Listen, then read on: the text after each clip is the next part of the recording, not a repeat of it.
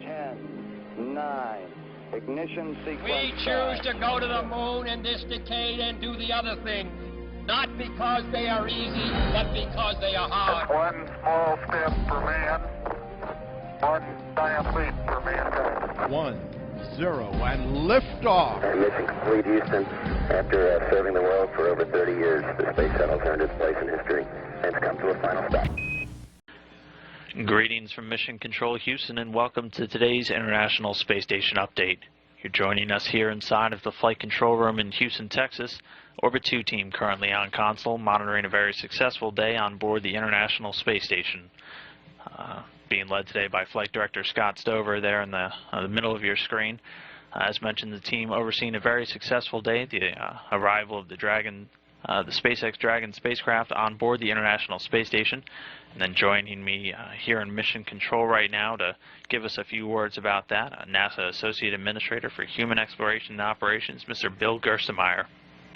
Bill, first off, thank you so much for being in here with me today. Very exciting day, very successful day. Why don't you tell us a little bit about what we got to see this morning?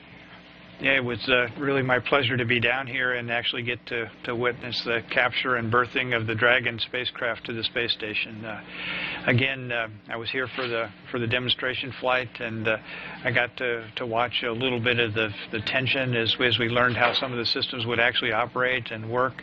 And then I got to see the results today of where they took the lessons learned from that previous demonstration mission and the LiDARs, the thermal imagers, all the equipment that was needed to make this work just worked extremely smooth. I can't say enough about the crew on orbit that was really ready to go do the capture. Aki was ready to do the capture. They did it a little bit early, and it worked out really well. And the control center team here and the team out in Hawthorne and with SpaceX just did a phenomenal job of making a pretty complex ballet in space look pretty easy. And it was not easy by any stretch of the imagination, but they just did a great job, and it's great to have the Dragon spacecraft on board the space station today. So not easy by any stretch. A lot of milestones overcome throughout the years that we've been working side by side with SpaceX. Talk about some of the milestones we had to overcome to get to this point. Yeah, I think what's really interesting and fun for me is I get a chance to kind of step back and see the teams interact and work with each other. And the beauty is really them working together.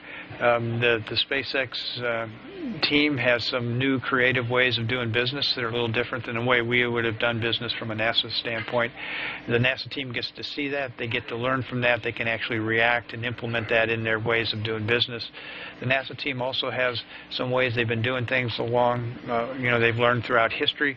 And then the SpaceX team sees those, and at first they maybe kind of reject some of those ideas. Some of the ideas for configuration control and how we monitor things and watch things is a little different than what they're used to, and they discount those initially, and then after a while they start saying, hey, this is really, now we understand what you NASA guys have been doing, and they modify their stuff a little bit together. So the beauty is, like in any teaming relationship, if you come together with an open mind and you look together and you work together and you have that common goal, you can achieve so much more as a combined team than you can individually. And I think it's just it's a real pleasure for me to get to watch the best of spaceflight come out in the SpaceX team and the best of spaceflight come out in the NASA team to end up with this wonderful event that occurred today with this capture and berthing. So really bringing in kind of the best of both worlds, some old school NASA knowledge, some new blood from SpaceX, making this Dragon capsule successful. Really exciting stuff. So now, first commercial resupply mission, berth to the International Space Station. What does this mean for NASA? Why is this important? Again, I think this is tremendously important. When we retired the shuttle, we needed a way to get, scientific investigations as well as necessary supplies, crew equipment, food, other things to and from space station, and we entered into the commercial orbital transportation system activity with the Space Act agreements with both Orbital and with SpaceX. Now this is the first commercial flight where we're buying essentially services to carry up things to orbit. And I think the thing we miss sometimes is the exciting cargo that is really on board this flight. There's some critical components that we needed to get launched to station. They're there. Probably the most important important thing for this flight is this will allow us to return some samples from space station. There's a glacier freezer that's on board, as well as some cold packs that are in the Dragon capsule. We have 3 -85-degree freezers on board space station. We've not returned anything from those freezers since the shuttles quit flying last year, so they're stock full of really precious blood samples for the crew, because we're trying to monitor how the blood chemistry changes over time during an expedition. There's also biological samples in there. There's also some plant samples where we had some plants that we've fixated the plants and then we froze them in a -85-degree freezer. So these are unbelievably unique and precious specimens. You know, they've been captured. The unique presence of space station. They're locked in these frozen samples are potentially information that can reveal a lot about what microgravity is and how it works in a biological sense. So those are sitting up there. They're waiting to come home. They need a way to come home. Our freezers were starting to get full, so we're going to take approximately 1/3 of the samples that have been stored in those freezers on orbit, put them in this glacier freezer, and then get a chance to return them here to the Earth on the Dragon capsule at the end of the mission. So it's not only the upmass, but it's also given us the ability to return this precious cargo. So I look at the vision of where we were when we laid out this concept to go move forward, to bring in some commercial providers to provide services for us. There were a lot of skeptics at the beginning, but as evidenced today, I think you're starting to see that this can work and can move forward. And I think we also need to not lose sight of how difficult this is. So if a problem occurs, we just need to react to that and not lose faith in what we're doing and just continue to keep moving forward. You know, it'll be exciting to get these samples back. It'll be exciting to see some of this research actually get investigated by the folks here on the ground. And Dragon is allowing us to do that with this return portion of the flight coming up. So really excited. I mean, science, such a huge part of the International Space Station, such an integral part. Now all those important samples have a ride back down to Earth. Talk a little bit earlier, you were telling me about some of the really cool science experiments that we have going on. Tell me a little bit about some of those. Yeah, what's going on station is we have an aquarium, a fish habitat that was launched on the HTV, and it's been installed by Aki on board station. It's there, it's been checked out, it's ready to be operated and used.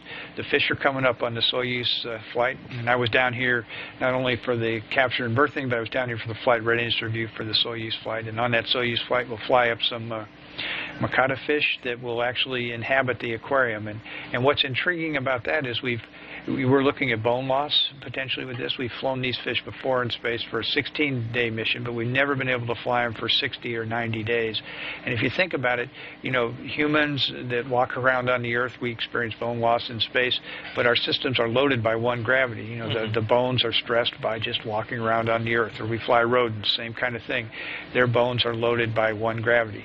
The fish bones are not loaded by one gravity. They're essentially swimming around in the lakes or oceans or aquariums here on the Earth. So it's much like our neutral buoyancy facility where we go simulate microgravity for our crew members. These fish experience that all the time.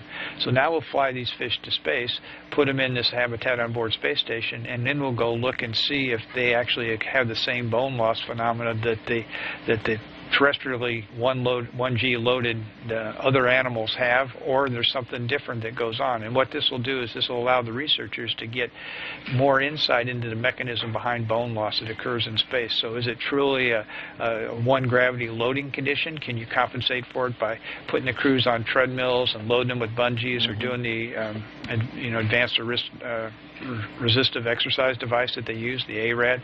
Can we accommodate that, or is there something else that's fundamentally going on? So what's exciting is these fish will give us another insight into this phenomena we observe in space, and we've really got to learn to control these things if we're going to go beyond low Earth orbit, go to asteroids, go to Mars, get out into space. We're going to be exposed to long durations of microgravity conditions, and we need to understand how to control those symptoms. So this experiment that's coming up on the Soyuz will be very important to give us some insight into bone loss we've not been able to see before. So again, it's exciting. We have to dig a little bit to see what the science is going on board space station, but there's lots of great investigations every day on board the space station.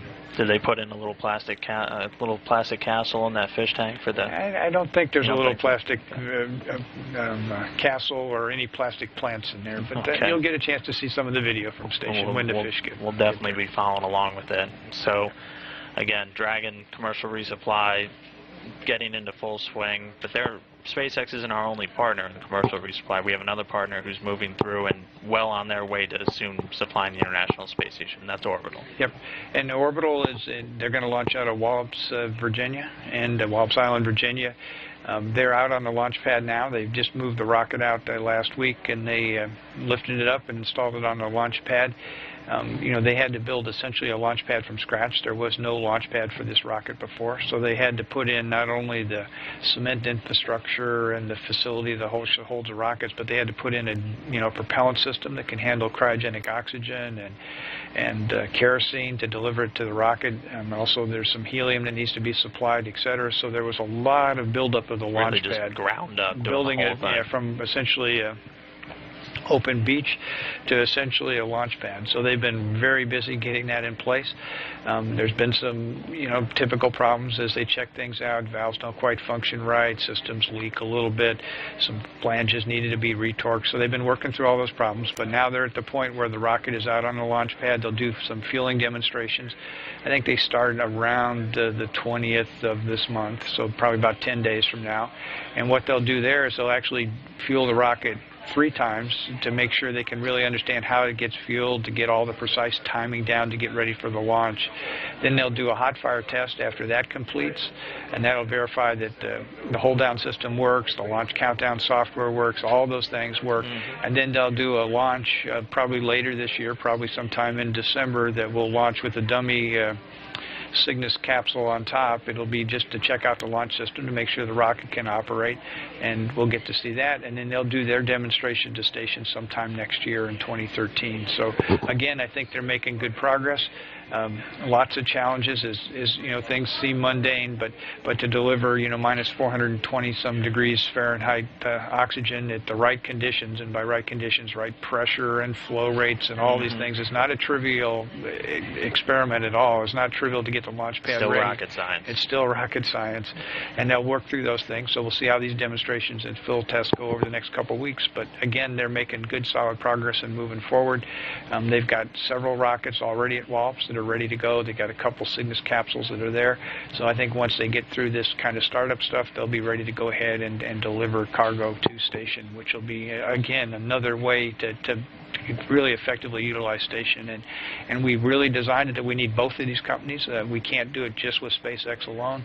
We need both the cargo delivered by Orbital and by SpaceX to make station functional and get the research that we intended. So we're looking again for them coming online as soon as they're ready to come online. And again, I get to see the same NASA teams, maybe different teams, working with these folks, helping out up at with the Orbital team. I've been seeing it where a lot of our folks from Kennedy and Marshall and Stennis, who have experience in launch pads and launch design, we ship those up to Wallops, and they've been helping the Orbital team. They've actually worked with them hand in hand, done some test conducting with them as they do through tests, teaching them how to operate and do things. So again, I'm seeing the NASA team take the newer teams and give them some experience, help them along over through some of the rough spots, be encouraging, but then I also get to see my team get excited and invigorated about a new way of doing business that they've not had a chance to experience. So again, that teaming relationship I described with SpaceX, that same teaming relationship is alive and well with Orbital, and it's a tremendous thing for me to get to see that drive, that pull of spaceflight, that wanting to go beyond low Earth orbit, to understand what we can do with space station, to understand those research questions. To see these teams get united by that passion and move forward is a tremendous blessing for me to get to see these teams work together. Really fascinating to see the synergies between the two teams and really spreading the knowledge out, getting as many people involved in spaceflight as we possibly can. Really exciting stuff. So, successful Dragon today. Anything else you'd like to say real quick? Not really. Again, I think, spend the time understanding what's going on with space station. I think here in the next couple days, there's some good passes of station going overhead, especially in the U.S. in Houston and also on the East Coast. So if you get a chance, go outside and watch this little white dot go overhead. I tell people that you also have to have a picture of the crew, so you need a picture of Yuri and Aki and Sunny, so you can show your friends that these 3 people are in that little white dot up there, right? And there they go across the sky. So I think, and also spend a little bit of time, go out to the web, research a little bit, find out what the research is we're doing today on space station, and then then figure out a way to talk to your neighbors and friends about what that research is and how that research affects their lives. And so use that little white dot going overhead that you see to essentially maybe talk to your friends and neighbors about what you're doing and what excitement you see in the space program. So again, my only thought for the day is the weather's been good here in Houston, so if you get a chance, especially tonight or tomorrow night, get a chance to get out there and take a look and see this marvelous thing that flies overhead. Absolutely, and it is amazing to see it too when you see it streaking across the sky and just thinking there are people living on that. It's been up there for 10 years. It's this modern marvel. It really is inspiring. Yep, and you can even say there's a Dragon capsule attached to that. And there's a Dragon account. Yep. Yep. All right, well, Bill, thank you so much for being here today. Again, Bill Gerstenmaier, Associate Administrator for Human Exploration and Operations. Very successful day. It's been an honor. Okay, well, thank you very much. All right, thanks. Thanks.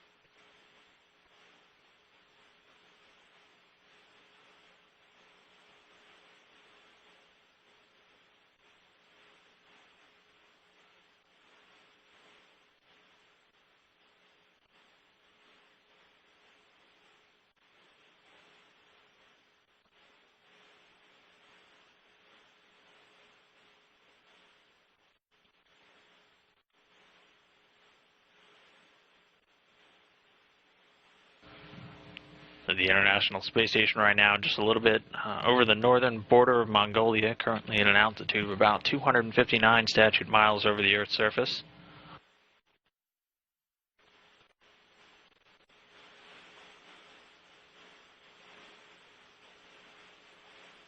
As we were just talking about, a very successful day in station operations. The SpaceX Dragon spacecraft successfully docked to the International Space Station.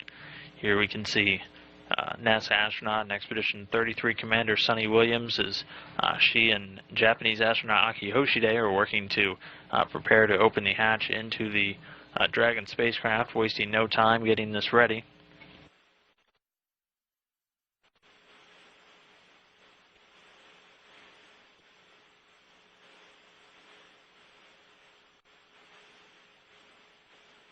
And Houston Station Round 2, as you can see from the camera view, Node 2 Nadir hatch is opened. And looking at the latch that you mentioned, it looks like even just similar to the others. And Sunny's taking pictures so that you guys can take a look at it too. We copy. Thanks very much for the pictures.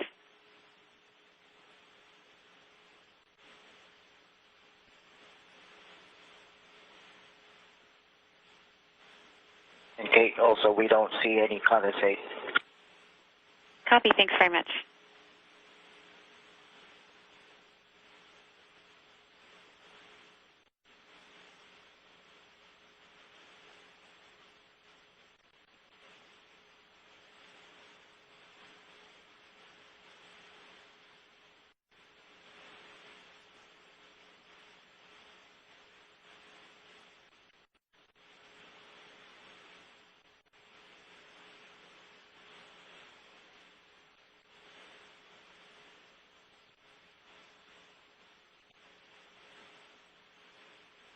And Houston, we'll give you a G1 camcorder tour of the latches.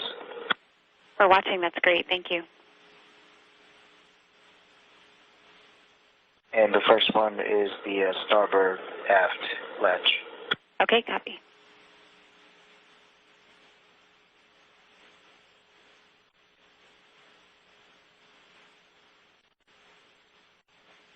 And this is the port aft latch. Copy.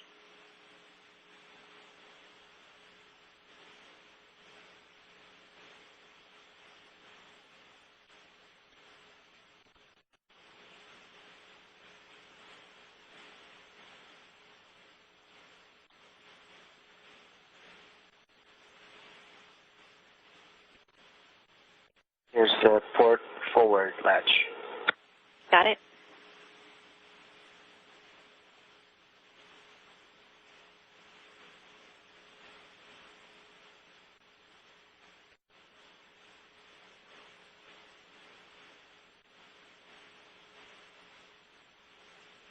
And last but not least, the starboard forward latch, my favorite. Okay, we got that one too. Thanks again for the video and the pictures. You bet.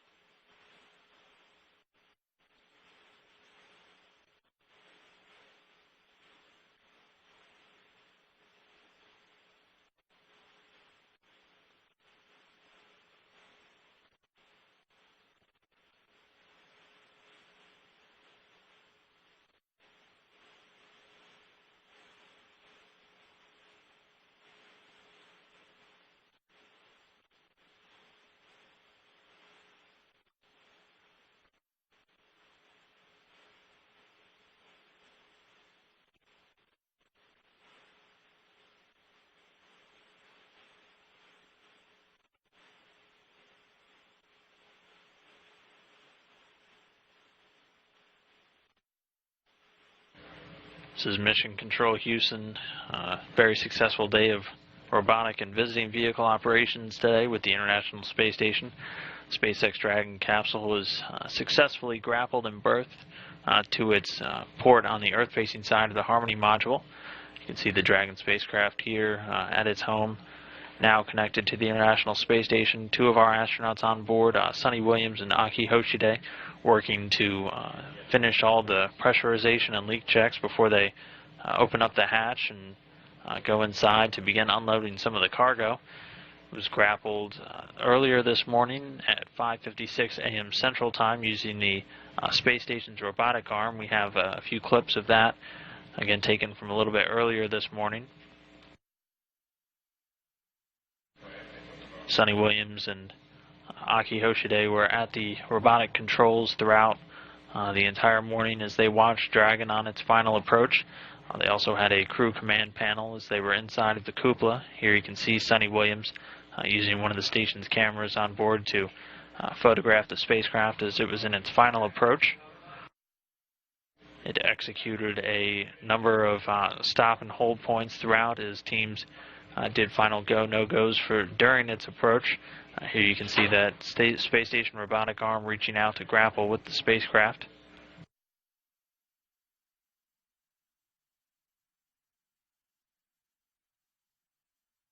At this point, it was only about 10 meters away from the International Space Station when the crew members received the final go. Here, Williams and Hoshide at the robotic controls as they move the arm slowly out to grapple with the Dragon.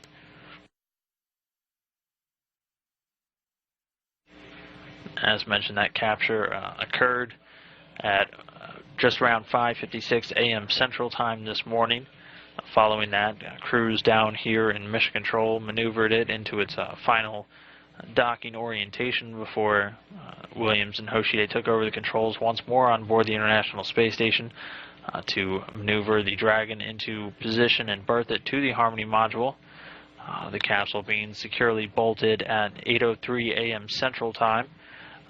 Following this, the hatch and the vestibule between the two spacecraft underwent a series of leak checks and other final checkouts before our astronauts will be able to open up the hatch and begin removing the cargo inside. That happening right now, but here getting a really good shot now of the Dragon spacecraft as it was berthed to the International Space Station. It was just a few hundred miles over the Pacific Ocean just west of Baja, California.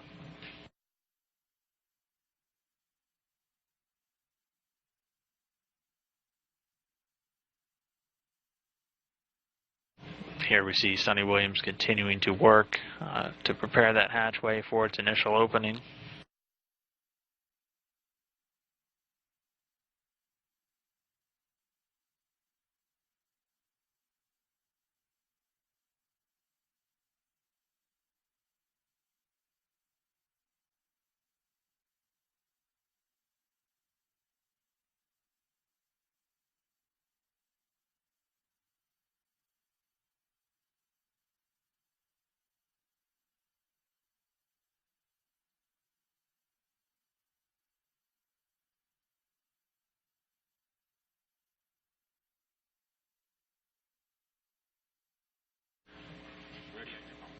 We're looking inside of the Harmony module as NASA astronaut Sonny Williams continues to prepare the Dragon spacecraft for its initial opening. She called down with some words of congratulations once they successfully berthed the spacecraft to the station. Why don't we take a listen to that now? And just a couple mentions, if you don't mind, if we have time. I know you guys probably handed over already, but we just wanted to say thanks now that we have another module addition to our space station. Thanks to the SpaceX One team there in Houston, led by Ron Spencer, specifically a couple names to mention: ICE, Paul Brower, VVO, Sean O'Rourke, Robo lead, Melanie Miller, STL, who really trained all the flight controllers, Zach Jones, and then the team of Robot, who has given us this great simulator up here to practice every day and every other day and every minute. So Greg Alexander, David Ciferati, and Daniel Miller, a big thanks to you guys for helping us out. One more VVO who's been part of our office practically for as long as I can remember is Tux, who's got us all squared away and made sure we knew what the vehicle was doing the whole way up here. So thanks, big time thanks. And one last thanks, of course, to the SpaceX team there in Houston and Hawthorne, and all the team that's led by the mission director lead, John Couliris. You guys put together a great vehicle. We're just really happy that she's part of ISS right now, and we can't wait to open the hatch. So we'll talk to you when that happens. Thanks again for everybody. Thanks very much, Sunny. It was phenomenal to watch you. Great job, and we would echo your thanks to the entire SpaceX One team. Great work today.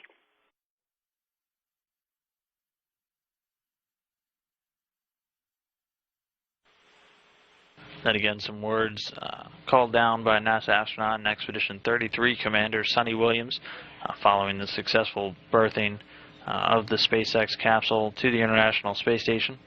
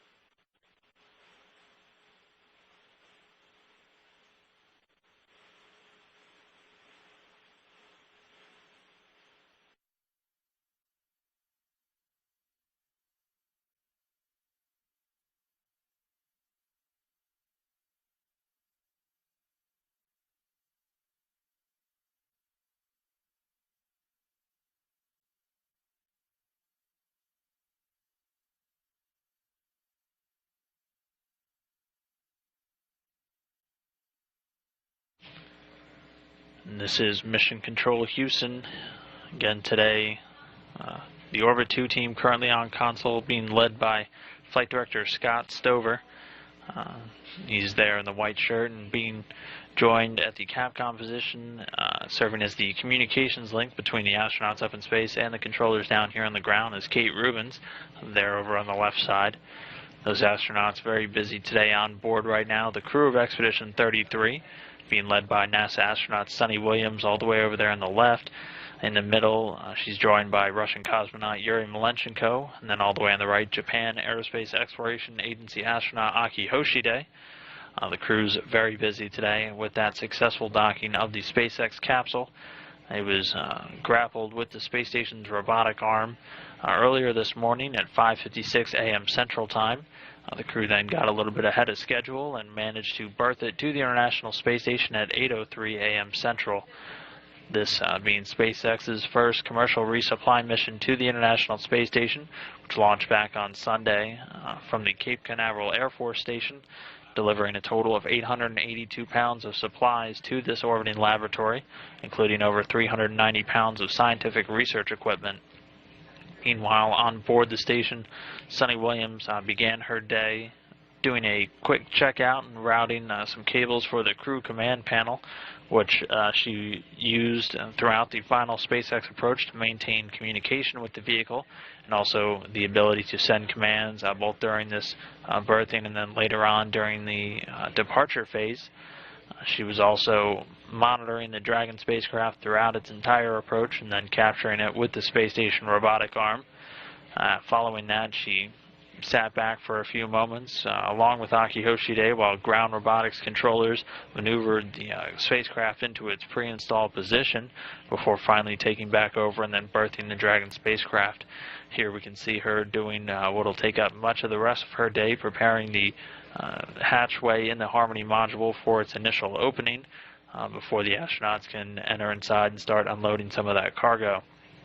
She's joined right now by Japanese astronaut Aki Hoshide, who is working in tandem with Williams throughout many of these activities throughout the day, also taking the reins at the robotic arm controls for some of the operations and helping to monitor the spacecraft throughout its entire approach.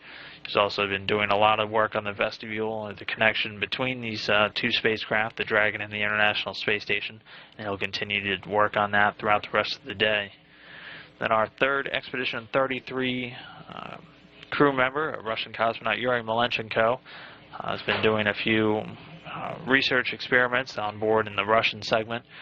He spent a few hours today working on the typologia experiment, which is a Russian assessment of the mental state and the prediction and correction of quality of work of these astronauts, basically just to look into how their cognitive functions are affected by long-duration spaceflight. They go through a series of exercises made to test out those functions. He's also continuing some work he's been doing on the Kolonovsky crystal experiment, something he started yesterday. It's a research into microscopic particles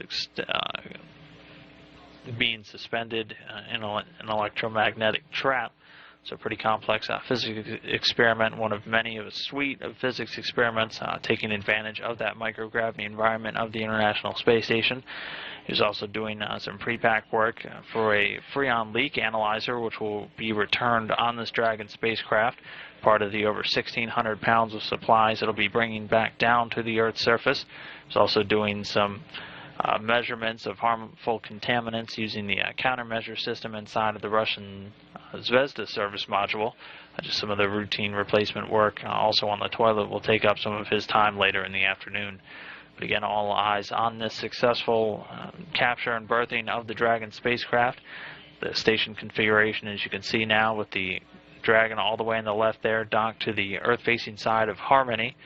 The other two vehicles, which have been on attached to station for some time, the Soyuz 31 craft, which carried these two astronauts to the International Space Station back in July, and also the Progress 48, the unmanned Russian cargo ship, also a robotic spacecraft supplying cargo to the crew of Expedition 33.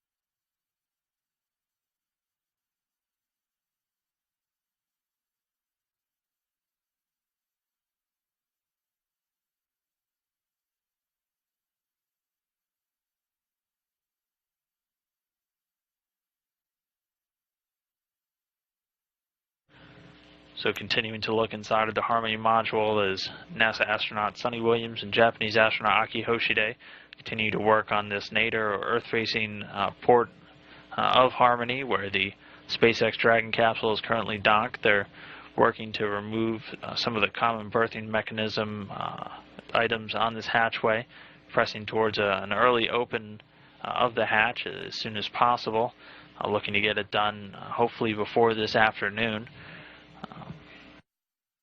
The sooner they get this hatch open, the sooner they can begin unloading the over 800 pounds of cargo being delivered to the International Space Station.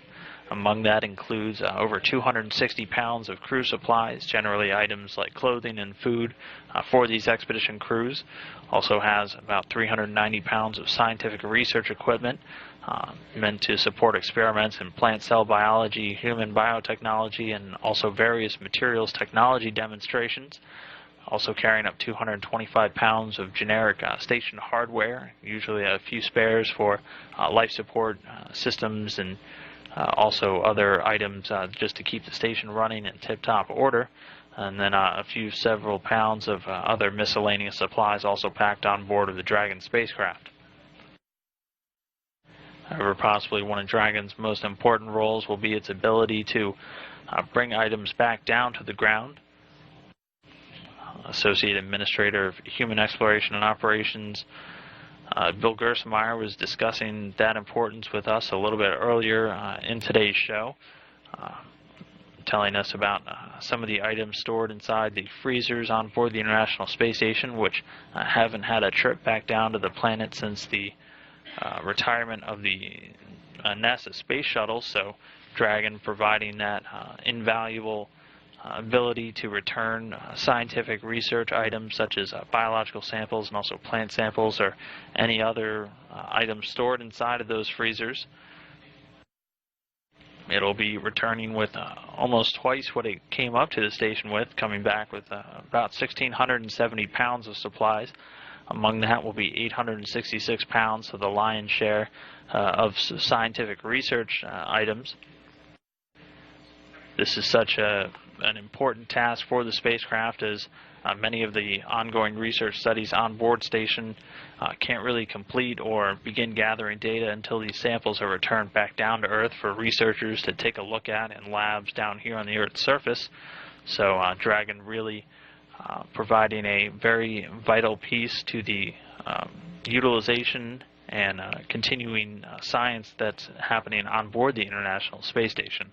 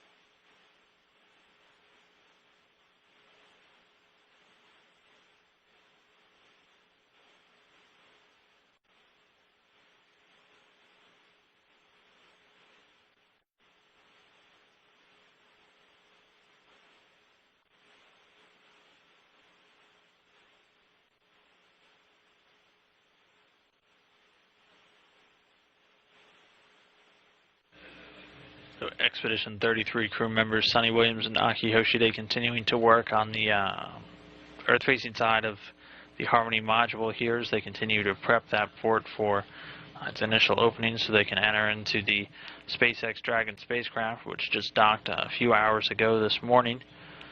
On its final approach, the Dragon capsule first passed into the 250-meter hold position, which is just outside of what's known as the keep-out sphere of the International Space Station.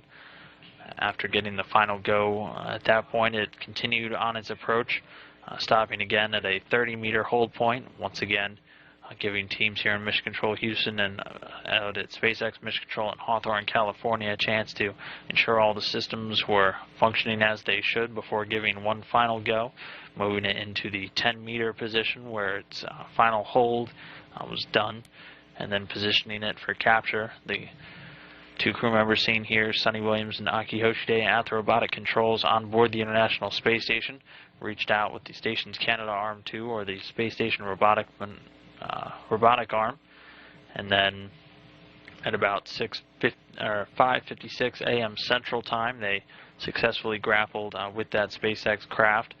And then following that, the robotics controllers down here on the ground maneuvered it into its final docking position before the astronauts on board again taking control and guiding it into the Earth-facing port of the Harmony module. That berthing taking place at about 8:03 a.m. Central Time today, successfully bringing SpaceX's first commercial resupply mission to the International Space Station. Current station structure and all the visiting vehicles seen here, dragging all the way over on the left there, again on the Earth-facing side of Harmony. One of 3 vehicles currently docked to the International Space Station.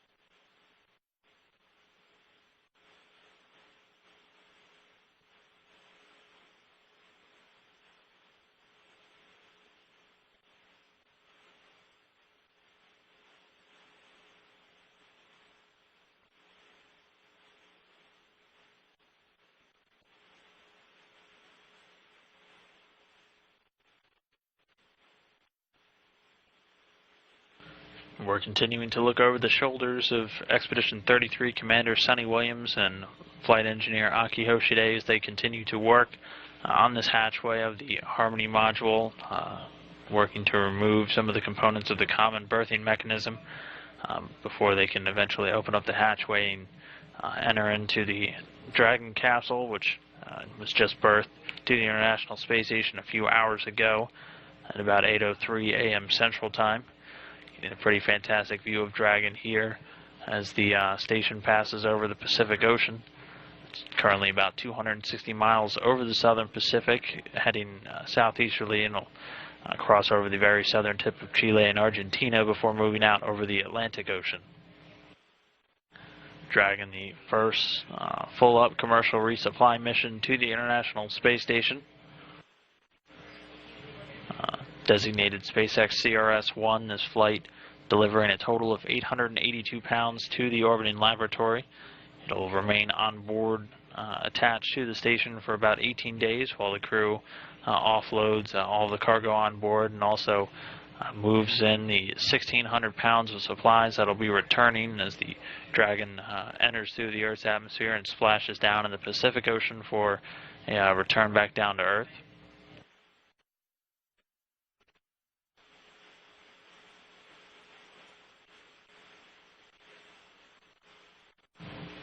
Our third crew member not seen here on board the International Space Station, Yuri Malenchenko, is getting one such item ready. It's a Freon leak analyzer.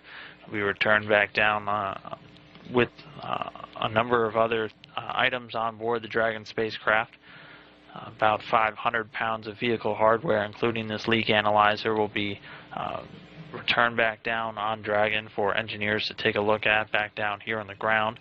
Many of these items are failed spares or also miscellaneous items that researchers down here on the ground want to take a look at. So that'll comprise just under a third of the supplies that Dragon will bring back down. The bulk of items, over half, will be scientific research items, including samples from inside many of the cryogenic freezers found on board station.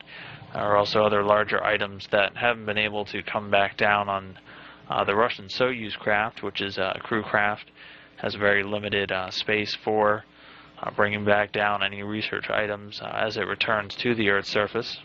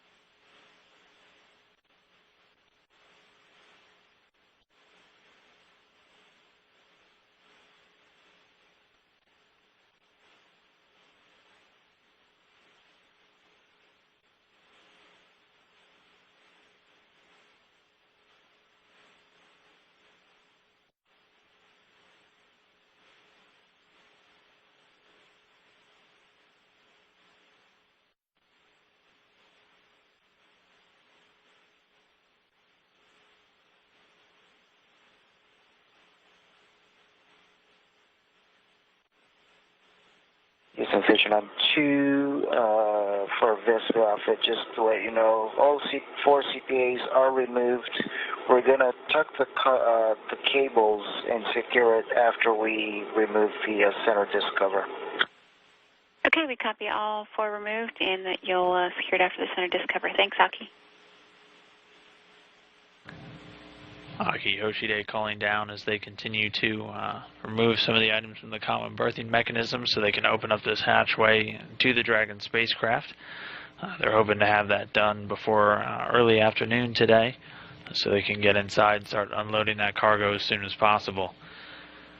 For now, we'll have a few programming notes for you for items coming up soon on NASA TV. Tomorrow morning, we'll have an in-flight event with our crew members speaking to some reporters and the like down here on the ground. That'll be live here on NASA TV at 9:25 a.m. Central Time, 10:25 a.m. Eastern Time.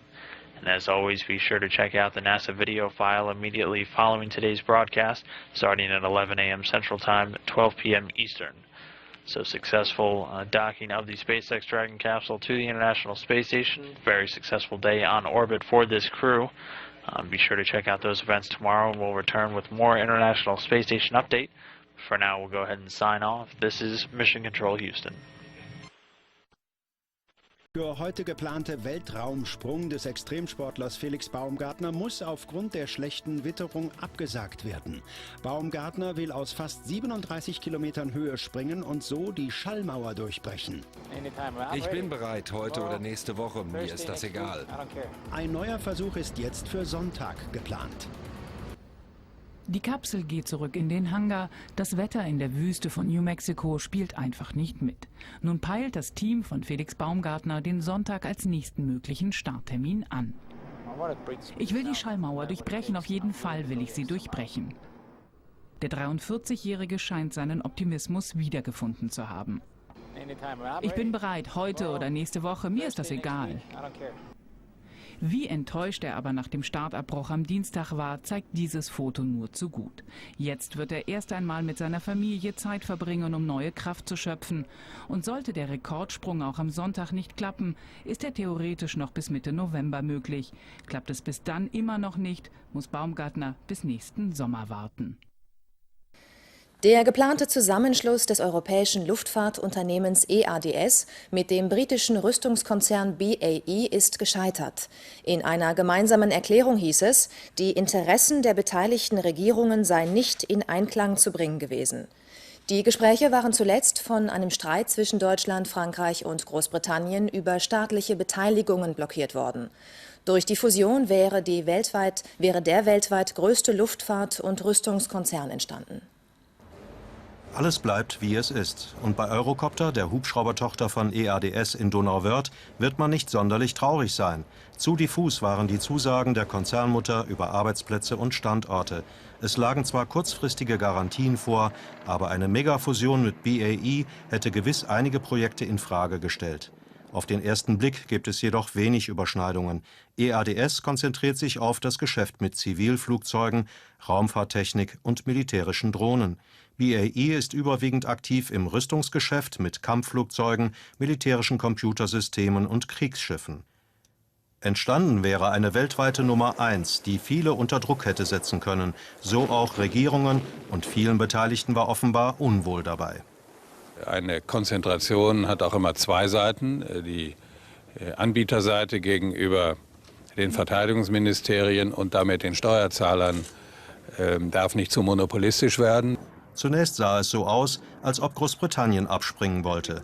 Doch nach dem Scheitern der Fusion wird nun die Bundesregierung dafür verantwortlich gemacht. Offiziell heißt es jedoch: Nach einer umfassenden Beurteilung kamen beide Weltklasse-Konzerne zu dem Urteil, dass es keinen Sinn macht, noch mehr Zeit und Engagement auf diesen Deal zu verwenden. Klar ist aber auch, dass es so schnell keinen neuen Anlauf für eine Megafusion in Europa mehr geben wird. Der Chemie-Nobelpreis geht in diesem Jahr an Robert Lefkowitz und Brian Kobilka. Die beiden US-Wissenschaftler haben erforscht, wie Körperzellen Umweltreize wie etwa Licht oder Geräusche verarbeiten. Sie entdeckten Schnittstellen in den Zellwänden, die Informationen weiterleiten. Diese Erkenntnisse seien wichtig etwa für die Entwicklung neuer Medikamente, so das Nobelkomitee in seiner Begründung. Ein wohlkalkulierter Schock zum Auftakt. Ein Mitglied des Nobelkomitees will die Journalisten in Stockholm erschrecken, so demonstrieren, wie Reize von außen auf unseren Organismus innen wirken. Dazu müssen Körperzellen miteinander kommunizieren. Und wie das chemisch funktioniert, konnten die beiden US-Forscher Robert G. Lefkowitz und Brian K. Kobilka entschlüsseln. Ich habe fest geschlafen, als der Anruf kam, erzählt Lefkowitz am Telefon den Zuhörern in Stockholm. Und Sie müssen wissen, ich trage Ohrstöpsel. Meine Frau hat mich deswegen mit dem Ellbogen gestupst. Ich war total überrascht. Schmecken, riechen, tasten. Der Körper wird überschwemmt mit einer Fülle von Signalen aus der Umwelt. Das, was draußen passiert, muss innen an die Zellen weitergeleitet werden. Dazu sitzen in der Hülle der Körperzellen Rezeptoren. Diese geben die Signale weiter, mit Hilfe sogenannter G-Proteine. Die Leistung der neu gekürten Nobelpreisträger, sie haben entschlüsselt, wie diese G-Protein-Rezeptoren funktionieren. Ich hoffe, dass wir diese Entdeckungen so umsetzen können, dass wir sicherere, wirksamere und auch wirtschaftlichere Medikamente entwickeln. Rund die Hälfte aller Medikamente wirkt über diese G-Proteine, unter anderem Beta-Blocker und Psychopharmaka. Grundlagenforschung mit großem praktischen Nutzen. Bundespräsident Gauck hat bei seinem Antrittsbesuch in Tschechien der Opfer nationalsozialistischer Verbrechen gedacht. Er sei gekommen, um Respekt und Trauer zu bekunden, sagte er nach einem Treffen mit Präsident Klaus in Prag. Beide verneigten sich in Lidice vor den Opfern des NS-Massakers von 1942. Damals waren etwa 170 Männer erschossen worden, hunderte Frauen und Kinder wurden verschleppt. Es ist vor allem für sie ein großer Moment. Für die Überlebenden von Lidice. Zum ersten Mal besucht ein deutscher Bundespräsident ihr Dorf, legt gemeinsam mit dem tschechischen Präsidenten einen Kranz nieder.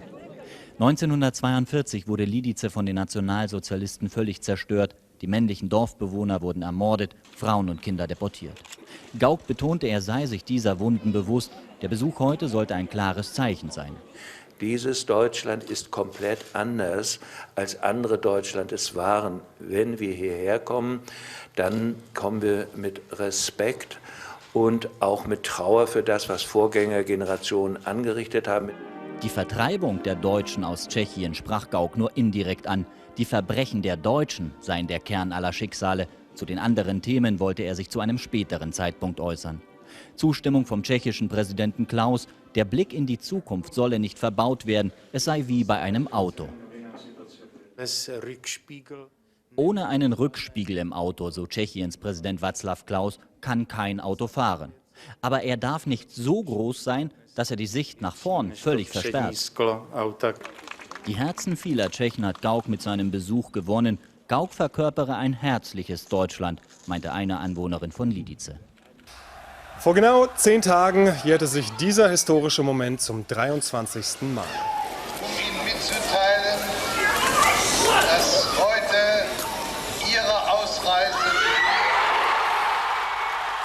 vom Balkon der bundesdeutschen Botschaft in Prag überbringt der damalige Bundesaußenminister Hans-Dietrich Genscher persönlich die Ausreisebewilligung für fast 4000 DDR-Flüchtlinge. Ein Wendepunkt im Wendeherbst 89. Und genau auf diesem Balkon stand heute einer, der damals als DDR-Bürgerrechtler sozusagen mitgeholfen hat, dass es zu dieser Wende kam. Bundespräsident Joachim Gauck. Doch sein Antrittsbesuch in Tschechien galt nicht nur den positiven Erinnerungen im deutsch-tschechischen Verhältnis. Erstmals besuchte heute ein Bundespräsident die Gedenkstätte Lidice. Den Ort also, der in Tschechien wie kaum ein anderer für die Grausamkeiten der NS-Besatzung steht, weil dort Gestapo und Sicherheitsdienst zur Vergeltung ein ganzes Dorf auslöschten. Danko Handrik berichtet. Maria Schupikowa wartet auf einen großen Moment. Sie ist nervös. Ein deutscher Bundespräsident besucht Lidice. Ihr Dorf, das Deutsche im Zweiten Weltkrieg vernichtet haben. Sie hat die Deutschen gehasst und kann die Trauer über das Erlebte bis heute nicht verbergen. Ich wurde hier geboren und habe hier meine ganze Familie verloren. Alle. Ich bin ganz allein geblieben. Lidice wurde 1942 von den Nationalsozialisten ausgelöscht. Die meisten männlichen Bewohner wurden ermordet, Frauen und Kinder deportiert. Der Ort wurde zum Symbol für die Verbrechen der Deutschen in Tschechien. 70 Jahre später legt ein deutscher Bundespräsident hier einen Kranz nieder, will Verantwortung übernehmen, ein klares Zeichen setzen. Dieses Deutschland ist komplett anders, als andere Deutschland es waren. Wenn wir hierher kommen, dann kommen wir mit Respekt und auch mit Trauer für das, was Vorgängergenerationen angerichtet haben. Gauck nimmt sich Zeit für die Bewohner, redet mit den Überlebenden hinter verschlossenen Türen. Keine Inszenierung vor den Kameras. Gauck lehnt es in der Pressekonferenz auch ab, die Verbrechen der Vertreibung, die Verbrechen an den Deutschen, jetzt anzusprechen. Ich möchte mit diesem Besuch, auch mit dieser Abtrennung von 2 Themenbereichen, auch zeigen, dass die übergroße Mehrheit der Deutschen, übrigens zusammen mit den Familien derer, die vertrieben sind, wissen, was der Kern aller Schicksale ist, die wir auch als Last und Leid empfinden wie Vertreibung. Es bleibt auch wenig Zeit für diesen Teil der deutsch-tschechoslowakischen Geschichte, der Besuch auf dem Balkon, dem sogenannten Genscher Balkon. Nur ein kurzer Blick auf den Garten, wo tausende Ostdeutscher 1989 die Freiheit verkündet bekamen. Es ging Joachim Gauck heute um Marie Schupikowa und die Geschichte der Menschen aus Lidice. Und Joachim Gauck hat als erster deutscher Präsident in Lidice ihr Herz gewonnen. Präsident Gauck hat die Schuld auf sich genommen, symbolisch anstelle derer, die die Verbrechen hier verübt haben. Und dafür hat er meine Hochachtung, denn das hat bisher noch kein deutscher Politiker gemacht. Auch wenn schon viel gesagt wurde, meint Marie Schupikowa, mit diesem Besuch hat sie es das erste Mal auch geglaubt. Die türkische Luftwaffe hat eine syrische Passagiermaschine in Ankara zur Landung gezwungen. Kampfjets hätten das Flugzeug beim Eintritt in den türkischen Luftraum abgefangen und zum Flughafen der Hauptstadt eskortiert, berichtet der staatliche TV-Sender TRT. Es habe der Verdacht bestanden, dass in dem aus Moskau kommenden Airbus schwere Waffen nach Syrien gebracht werden sollten. Station Houston on space to ground 2 for hatch opening. Okay. Yeah, okay, sorry, we just handed over. But I wanted to let you know in step 6.1 we do have active fire detection. And so you are go for hatch opening through 9.1. We'll do some ground commanding here and then start your 20-minute clock, and we can let you know when 20 minutes are up and you can ingress with the PPE. And we can also let you know when the 45 minutes are up for your PPE DOF clock if you'd like.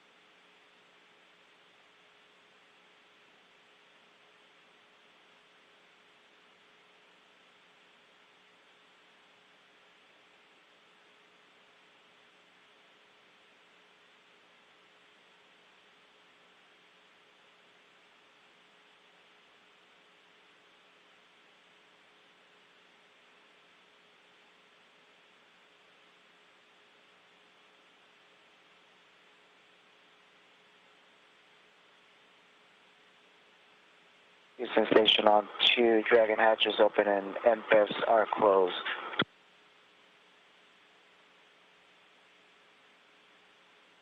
Copy, thanks.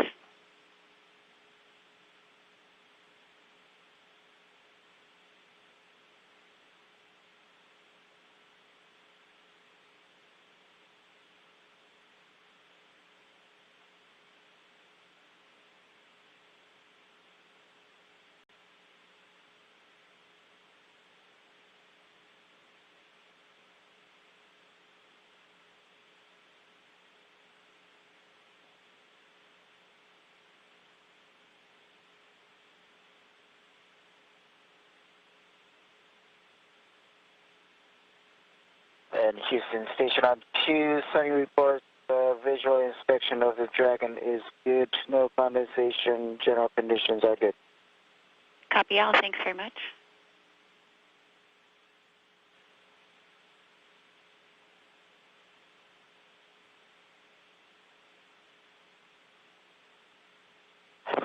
Houston, station on 2 for Dragon Ingress Part 1. Step 8 and 9.1 are complete. And just a couple words. It was great to get into Dragon. Your 2 words in English were, "Wow, it's pretty clean," and it was nice to open the hatch. Yeah, SpaceX demo was, of course, in May, and this is SpaceX 1, and it starts a whole generation of commercial spacecraft coming up here for resupply. And one of the most interesting and unique aspects of this vehicle and its follow-on will be that it can bring stuff back to Earth. And this vehicle right here has a freezer, which we're all anticipating and excited about going into to see what's in there that came up here. But more importantly, it's going to be bringing back samples that have been taken over the past couple of years of people living up here, and that's really important for the advancement of spaceflight. So congratulations to the SpaceX team. Again, an amazing vehicle. Congratulations to the U.S. space program for this next step. Thanks, Sunny. That's great to hear, and none of it would have been possible without you guys capturing Dragon. So thanks to you for all your hard work today.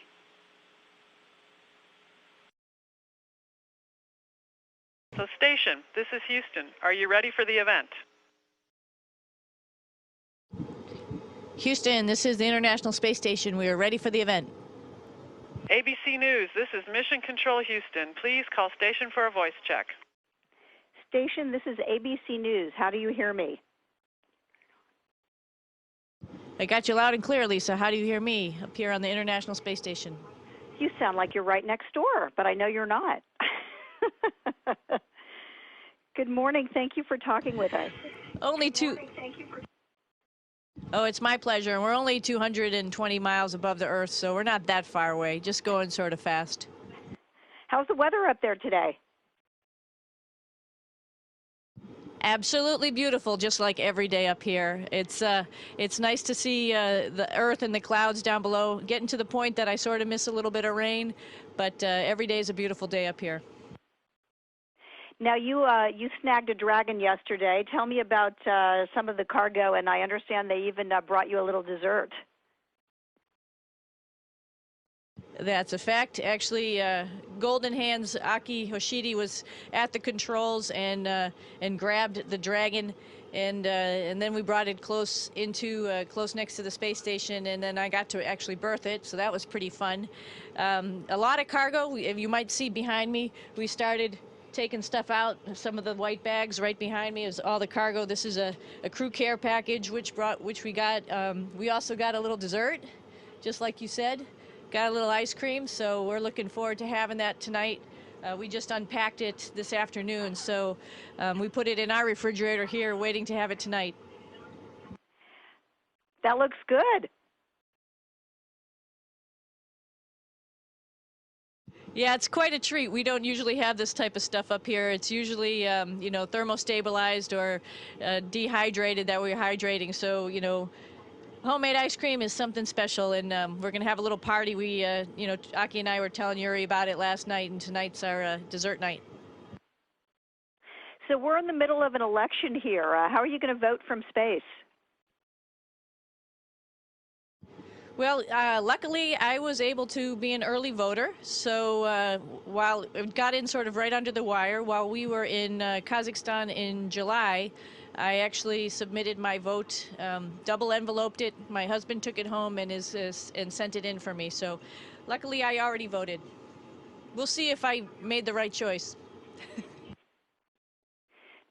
Do you vote in Massachusetts? Actually, I'm military. I'm a Navy guy, so I spent some of my my earlier days in Florida. So I've been a Florida resident since I was like 20. So I'm a Florida guy, and they have absentee ballot voting for military, and so that's how I actually got my ballot. Very cool.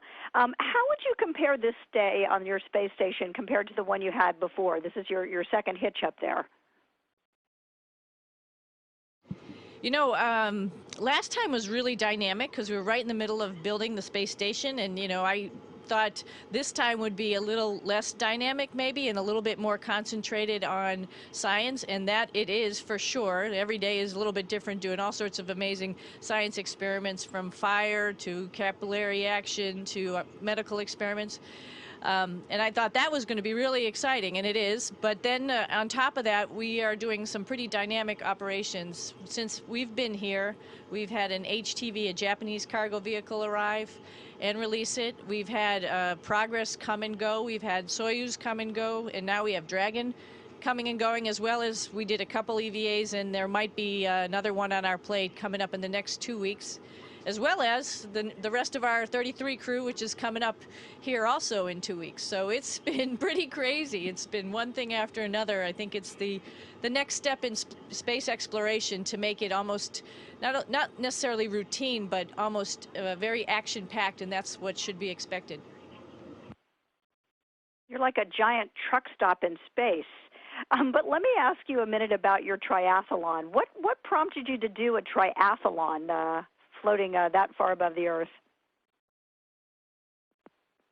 Well, you know, one of my things that I think is really important is physical fitness, particularly for kids. When I was a kid, I was a swimmer, and I think that really dictated a lot of, you know, my personality about being maybe a little stubborn, a little bit persistent, and, you know, and knowing how to win and knowing how to lose. And I really think sports are good not only for your health, but just for, you know, professional physical development. And try to figure out some way in my lifetime to emphasize that to kids. And, you know, last time I was up here, I ran the Boston Marathon because I'm from Boston. And this time I was offered an entry into the Malibu Triathlon by Dr. Sanjay Gupta. So how could you say no? You know, I was a swimmer when I was a kid. Running just comes naturally, and biking up here in space is sort of a standard. So why not? And hopefully some kids picked up on it and maybe get interested in triathlons and sports. You just had someone float behind you there, by the way. And obviously, I know you couldn't swim, but you simulated swim with a machine that you have up there, right? Yeah, we have this really great machine called the Advanced Resistive Exercise Device, and people say, how can you lift weights in space? And this device allows us to use a vacuum, cylinders with vacuum, and you push against the vacuum, you can get all the way up to about 600 pounds equivalent. And so it really provides a good load-bearing exercise for your hips and your ankles and your back and your abdomen area. Really, those are the parts that we lose bone density and muscle mass, and so it's really good. And then also you can do some bench press, some shoulder press, bicep curls, you know, beach muscles. And so we did a whole routine of about 15 of those exercises, and it pretty much wore me out. And that was a good swim equivalent, I thought. One quick thing, I know we're almost out of time. I read on your blog that you can see the seasons change from up there. Tell me about that. What is that like? Well, it's pretty cool because last time I was here from December to June, and you know, of course, you're looking at where you're from, and so I was looking at, you know, places in the northern hemisphere, and I could see everything turning bright green, and that was really cool because it was like, oh, it's springtime and it's summertime. And this time, I didn't even think about it. It just sort of happened. When we were up here, everything was a little bit darker green, like it is in this, you know, in the later summer. And now, when you look at the, you know, the areas where we're growing a lot in the middle of the United States, for example, it's much browner. And I think, you know, maybe part of that was the drought anyway, but it's definitely a reddish tinge in the more northern parts of the North America.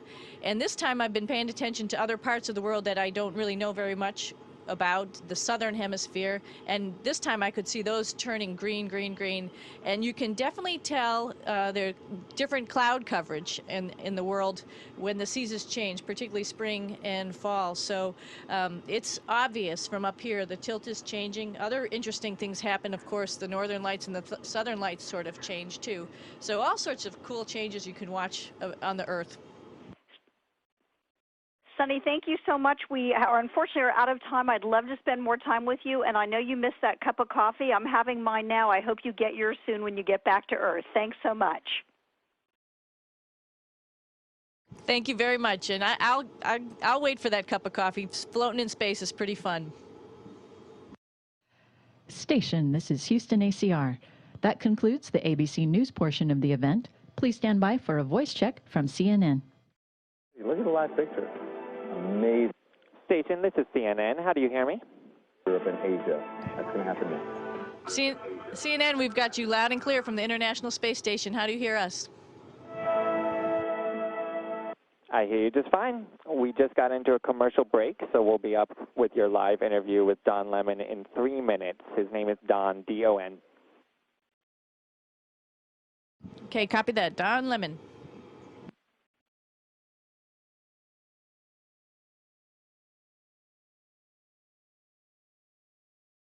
Sonny. Hello, this is Sonny. Is this Don? Yes, how are you? I'm doing great up here. How are you doing down there? I'm doing great. I'm so excited to have you. I love your hairdo. It's like an afro. You look like you could be related to me, and I'm African American.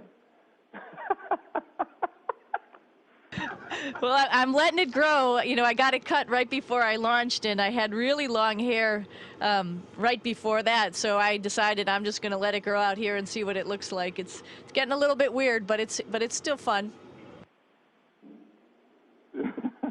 I'm so excited. I can't believe that.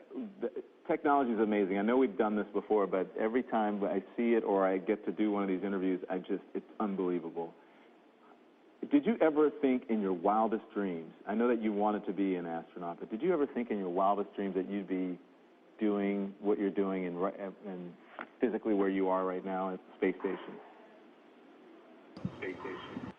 Heck no. You know, actually, when I was growing up, I really wanted to be a veterinarian. I love animals. And, you know, that was sort of the thought in my mind. My father's a doctor and, you know, never thought about being an astronaut, never met an astronaut, never knew an astronaut until later in my life when I was a test pilot. And so there's no way that I thought that I would be up here on the International Space Station with, you know, partner cosmonauts and astronauts, you know, catching spacecraft and doing EVAs. It's a dream come true. Hey, Sonny, just so you know, because there's such a huge delay, and if something happens, if you can, that was great, but just, you know, if you can keep your answers brief so that I can jump in and ask you a bunch of questions, because people want to know so much about you. But there's a giant delay here, so if you can be mindful of that, I'd really appreciate it. Okay, will do. I'll see you on TV in just a little bit.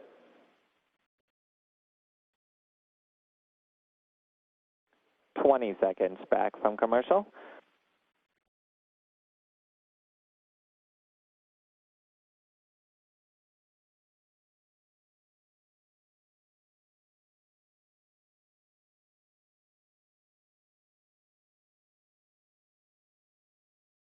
Stand by. So excited right now. You have to watch this. Look at that behind me. That's space. We're going to go live to space right now. There are some very happy crew members in the International Space Station this morning. Yesterday, they successfully captured the first commercial cargo ship to deliver supplies to the station. On board the SpaceX Dragon spacecraft, 1,000 pounds of supplies, clothing, science experiments, and much more. Space Station Commander is Sunny Williams. She helped to slay the Dragon. And she joins us now live from the International Space Station. Sunny, it is an honor to talk to you. It's really a special treat. Also, I understand some ice cream arrived for you guys as well. Yeah, we had a special treat yesterday. Not only did we get the Dragon, but we also got a whole bunch of ice cream, so dessert's ready for us. Listen, I've got to ask you, when I see you there, oh, look at that. Oh, that's pretty cool. When I see you there, did you ever imagine in a million years, when you were a child and even growing up, that you would be doing what you're doing now in space at the International Space Station? No, it never crossed my mind that I would ever be an astronaut. I had never met an astronaut, never knew an astronaut. But, after being a professional pilot and test pilot, I finally met some people who were astronauts and understood, hey, or thought to myself, hey, maybe I could do that because it looks like it's a whole lot of fun.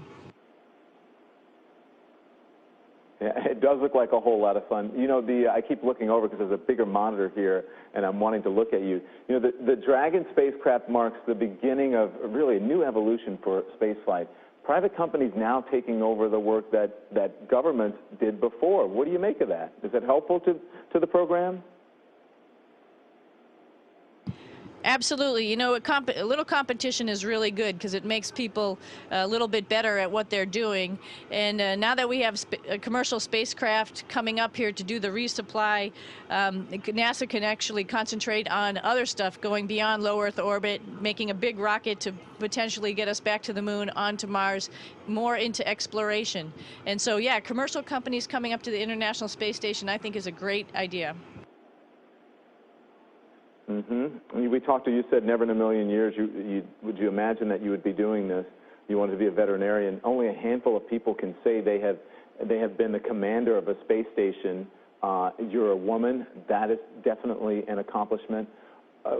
What is that like to you? I mean, is there a mentor or hero that you have that you aspire to be like? What is that like for you? Well, it's a little bit humbling because I don't really think of that stuff too much in that context. I think I just think of it as doing my job, and there's definitely people ahead of us who have paved the way, of course. The late Sally Ride, Peggy Whitson, the chief of our office, was also space station commander. So really great people out there who have, been there, done that, and made it look easy, and so opened the doors for all the rest of us to just jump in there and say, I could do that too. So, I think it's more of you just do your best that you can do. Hopefully you become a role model for somebody else who says, oh, I'm like that person. I understand that person. I could be just like them and do the same things that they're doing. Okay, so I understand we only have about 20 seconds left before the satellite goes out. So, listen, people may not know that you still get to vote in the election, so I'm sure you're going to vote. They may not get that. And what's the favorite ice cream flavor? Which one have you been eating? Yeah, I voted because I'm a military guy, and of course vanilla. Good old-fashioned vanilla is my favorite because then you can add things to it. Sonny Williams, thank you. And we joked before, I love the hairdo. I said you could be one of my relatives. You got a little afro going there. Thank you. Take it easy, be safe, and we're very proud of you, okay? Thank you very much. It's got a lot of body. To see how it would be to... Station, this is Houston ACR. Thank you. That concludes the event. Thank you, ABC News and CNN. Station, we are now resuming operational audio communications.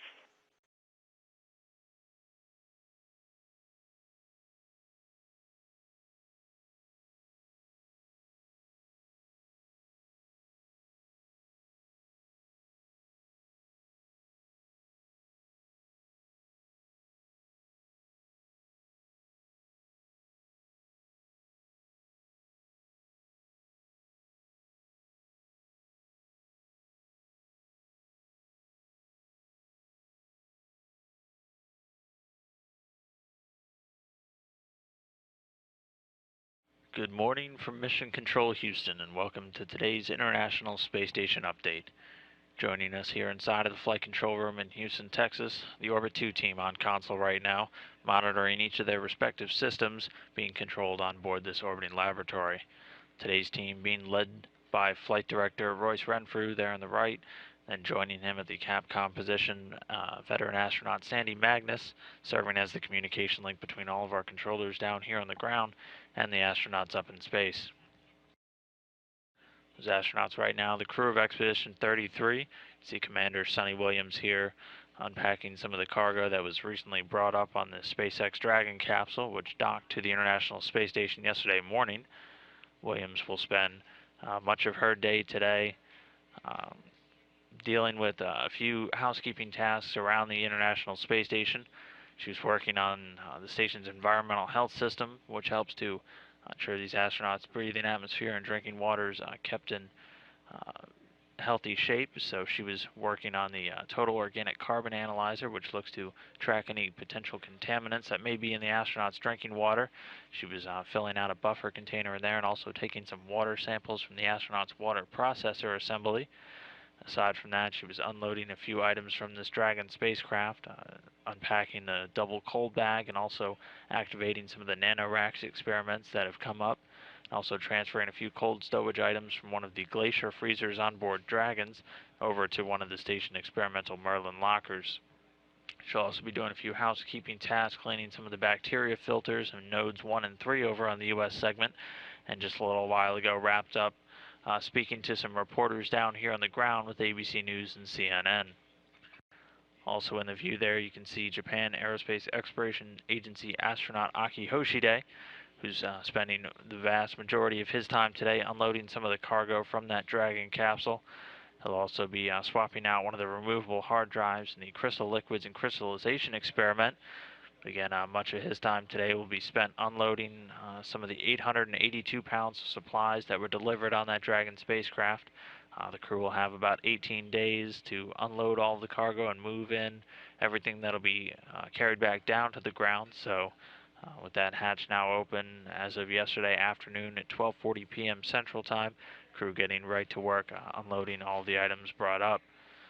Our third Expedition 33 crew member Yuri Malenchenko, a Russian cosmonaut, is spending his day. He's on his third day of the Kolonovsky crystal experiment, which is a complex study on board station that looks to look at the dynamic and structural characteristics of crystal systems that are formed when ions are stored inside of an electromagnetic trap. Aside from that, he'll be doing some routine cleaning work over on the Russian segment, cleaning out a few of the ventilation screens and dust collectors that help to ensure that these astronauts' breathing atmosphere is kept safe and healthy. Aside from that, major activity on board station this week, the arrival of the Dragon SpaceX capsule.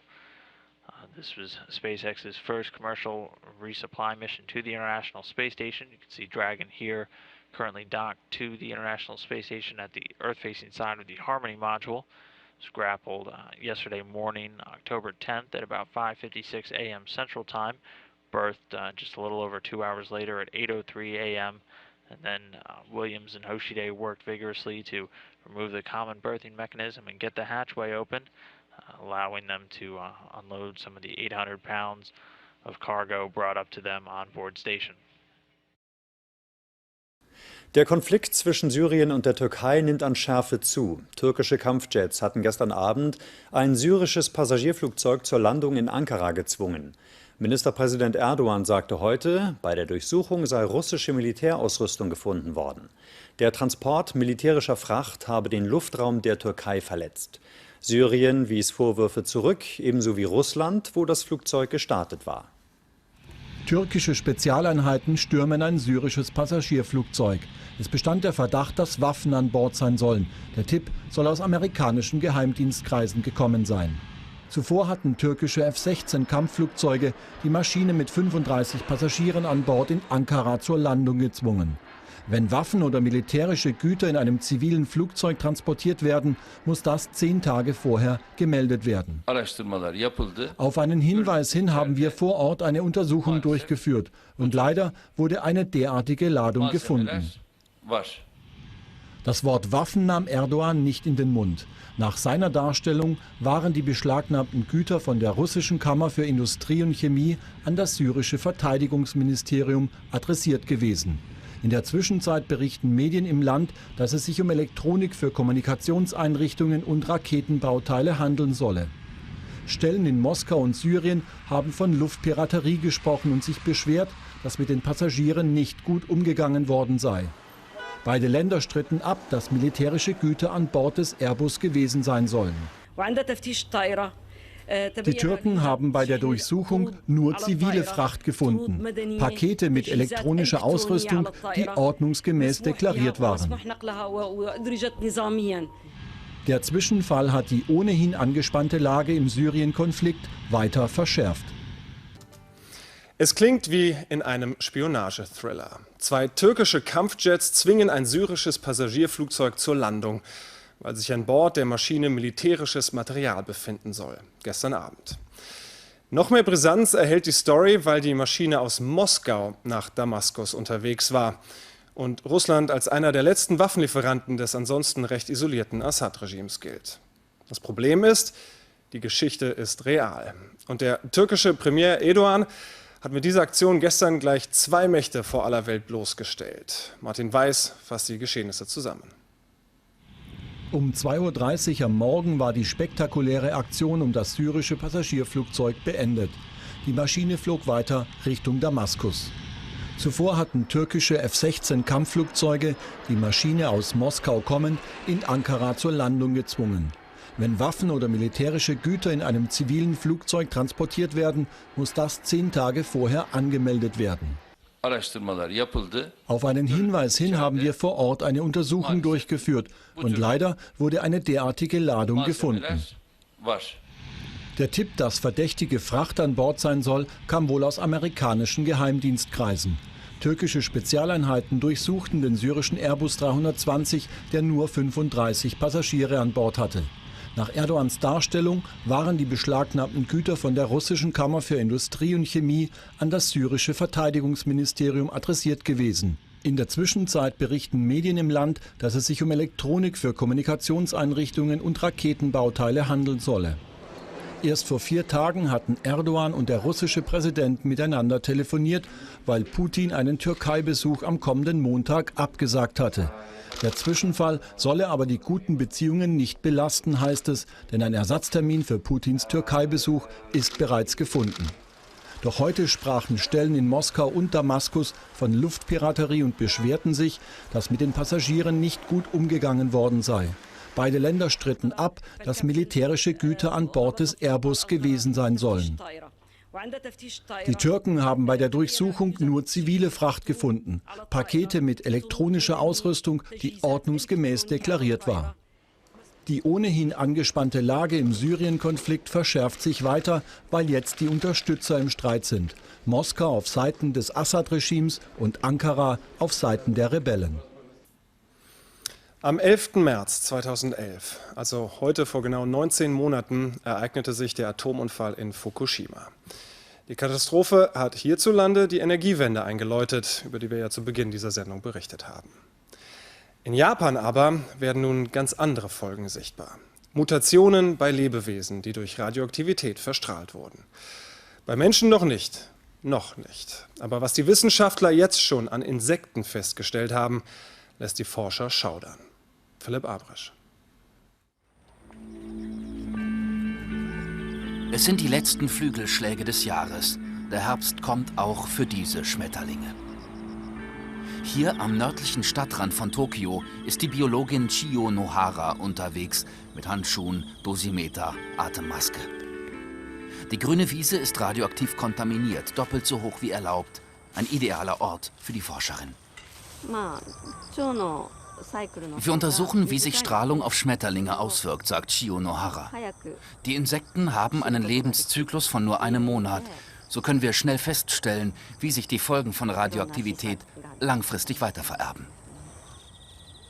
Ciceria maha, der Bläulingsschmetterling. Er reagiert besonders sensibel auf Umwelteinwirkungen. Auch das macht ihn so geeignet für die Forscher. 2 Monate nach dem Atomunfall von Fukushima sammelten sie hunderte Schmetterlinge aus der Region. Und noch einmal nach einem halben Jahr. Die Biologen machten eine unheimliche Entdeckung. In der Sperrzone, sagt die Forscherin, seien alle Schmetterlinge gleich nach dem Unglück gestorben. Viele andere kommen krank zur Welt. Das Muster auf den Flügeln ist unnormal. Die Beine und Fühler sind gekrümmt. Die Augen sind wie eingefallen. Knapp 2000 Kilometer entfernt von Fukushima, die Pazifikinsel Okinawa. Hier an der Ryukyu-Universität haben die Schmetterlingsforscher ihre Beweise gesammelt. Erstmals konnten die Wissenschaftler nachweisen, wie radioaktive Strahlung aus Fukushima systematisch das Erbgut schädigt. Seltsam verkrüppelte Fühler, zusätzliche Beine, verschrumpelte, farblose Flügel.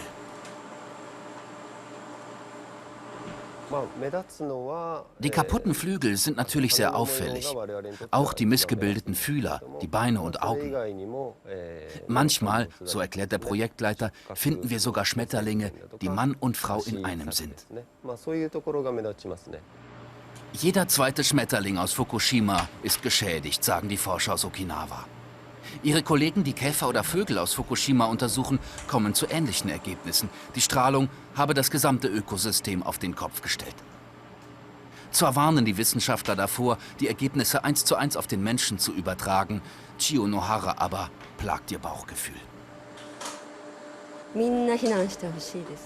Ich hoffe so sehr, dass die Menschen Fukushima verlassen.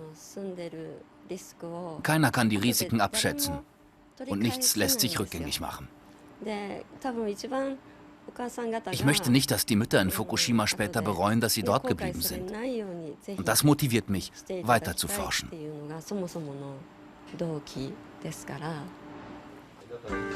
Die Forscher haben die Schmetterlinge aus Fukushima in ihrem Labor weitergezüchtet. Auch hier machten sie eine bemerkenswerte Entdeckung. Die Insekten werden von Generation zu Generation resistent gegen Strahlung. Dass dies irgendwann auch den Menschen in Fukushima gelingt, das allerdings bleibt wohl ein schöner Traum. International Space Station, this is Houston. Are you ready for the event, Sunichka? The International Space Station is ready for the event. WBZ-TV, this is Mission Control in Houston, Texas. Please call station for a voice check. Station, this is WBZ-TV. How do you hear me? We've got you loud and clear up here on the International Space Station. How do you hear us?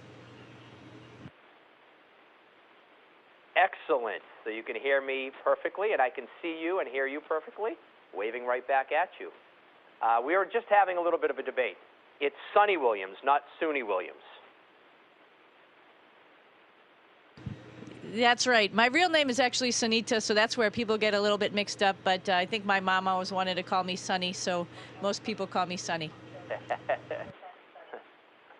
Well, it's your personality. You always have that sunny disposition. Well, thank you so much for taking a couple of moments to talk to us. I really appreciate it. 220 miles from Earth. Kind of a neat thing to be able to talk to you. And first of all, just tell me how you're doing up there. Oh, we're doing great. We've been up here a couple months now. It feels like we've been here forever. You sort of acclimatize, and then new and exciting things happen. I think you know we had a SpaceX vehicle come visit us the other day, so now we have it all docked and opened the hatch, and we found some pretty fun things inside, and getting ready to pack it up with a bunch of stuff to take home, actually.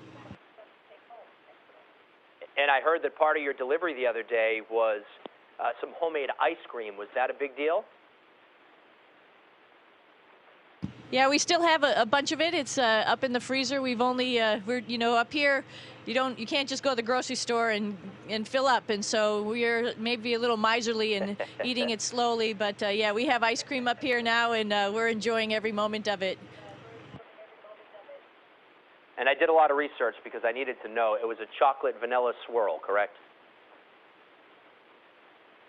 Absolutely, yes. The inquiry minds need to know. Chocolate vanilla, always a good standby. Everybody loves it, so it's perfect. And we have some things we can add to it up here, too, to make it a little bit, spice it up if we need to. Sonny, let me ask you, I was looking at some live pictures actually just a few moments ago of the Space Shuttle Endeavour going through the streets of California as it's making its way to its final home. What does it feel like for you to see the space program now using these private shipments like you had the other day and to no longer be using the space shuttle? Well, it was a sad day when the last space shuttle landed last year, and all of us were, a little teary-eyed. A bunch of people in Houston saw Endeavour fly by. It actually stopped over in Houston, which was really awesome for all the folks who have been working on the space shuttle program for so long. But, it's the next step. The space shuttle has a capability, had a capability to come to low Earth orbit to build this amazing space station. I mean, wow, what an accomplishment. Quite a vehicle, you know, all of them that were participated in it.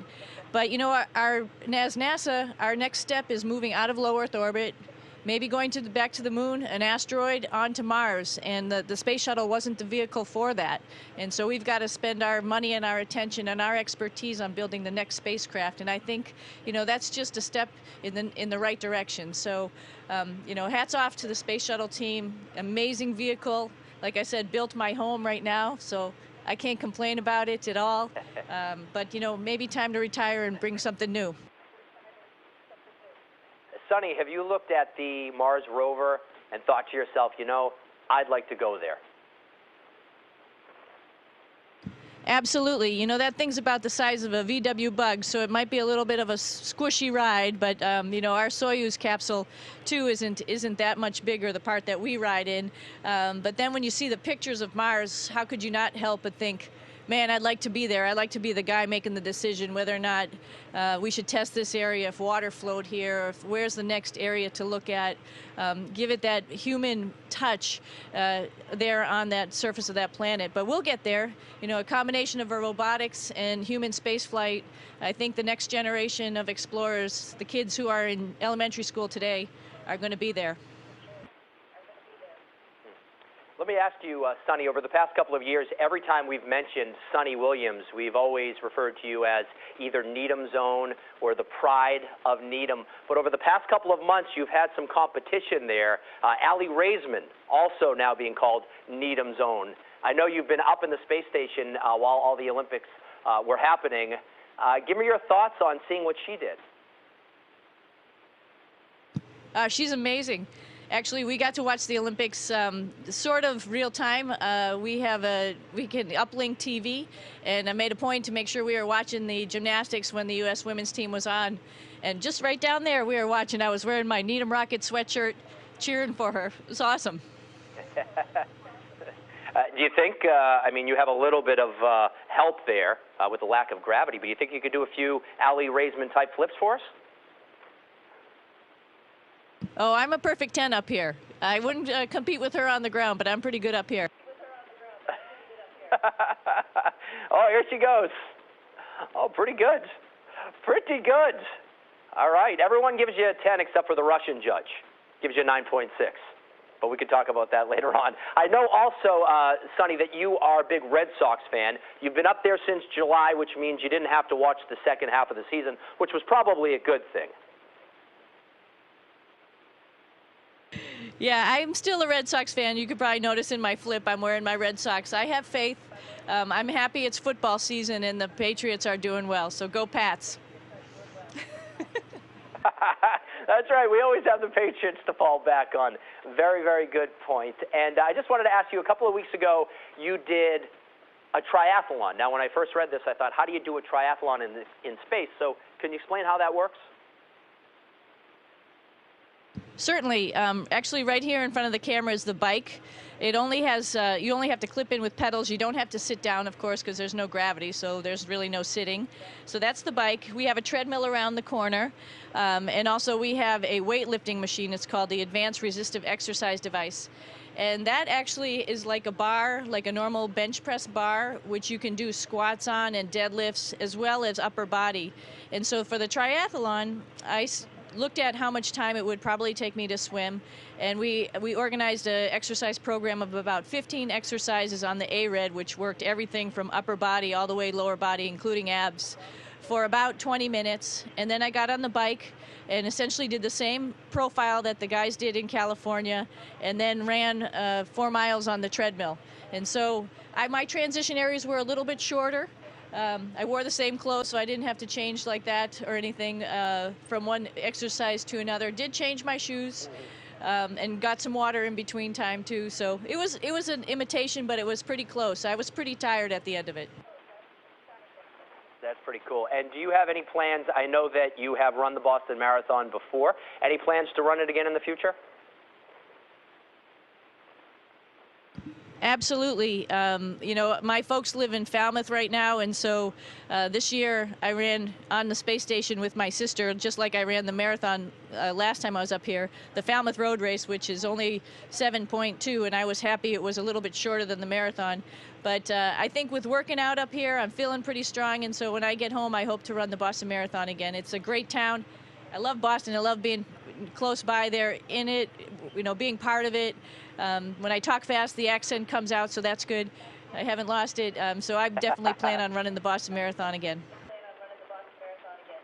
Let me hear your Boston accent. Let me hear you say, park your space station in Harvard Yard. You can park your space station in Harvard Yard, or go down to Cape Cod. Pretty good. Speaking of Cape Cod, I know your parents, I think they're down in Falmouth. Anything you want to say to your family back home? I just wanted to say hi. They all went out last night to Nobska Lighthouse to see us fly over. I think my dog was out there too, so I just wanted to say hi to everybody down in Falmouth and Cape Cod as well, and of course in Boston. And we miss you guys. We love you. We got one piece of New England, I don't know what you call them, New England prize, fall prize from SpaceX too. So it's a little bit reminder of home. I love it. Very nice. Doing your apple picking, and you're ready for a New England fall. And I know you'll be home soon in time for Thanksgiving. So great job up there, and I'm sure everyone back home can't wait to see you. So thank you so much. Thanks for your time, and thanks for your interest in the space program. And I hope there's more Needhamites and Bostonites who will be up here flying in space before long. All right, thank you. Sonny Williams, thank you.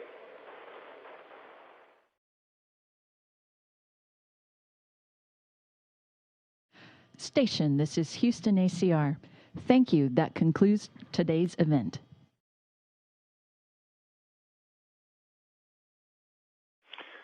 Thank you, WBZ television station. We are now returning you to your regularly scheduled programming. Greetings from Mission Control Houston, and welcome to this Friday's edition of International Space Station Update. Joining us here inside of the flight control room at the Johnson Space Center in Houston, Texas, Orbit 2 team currently on console, being led by that man right there walking, Flight Director Chris Edlin, and right behind him in the blue shirt, Capcom Clay Anderson, NASA astronaut who will serve as the communication link between the controllers down here on the ground and the astronauts up in space. Those astronauts right now, the crew of Expedition 33, being led by NASA astronaut Sonny Williams all the way on the left there.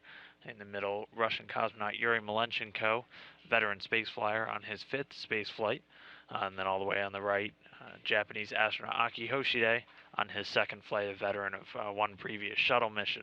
It's a very busy time for the astronauts up on orbit this week, seeing the arrival of a new cargo vehicle, taking up a good deal of their time throughout the week. Starting off on Monday, though, Expedition 33 Commander Sonny Williams was involved with some ultrasound scans for an ongoing experiment known as Sprint. These astronauts getting in about 2 hours of exercise every day in order to combat some of the negative effects of weightlessness.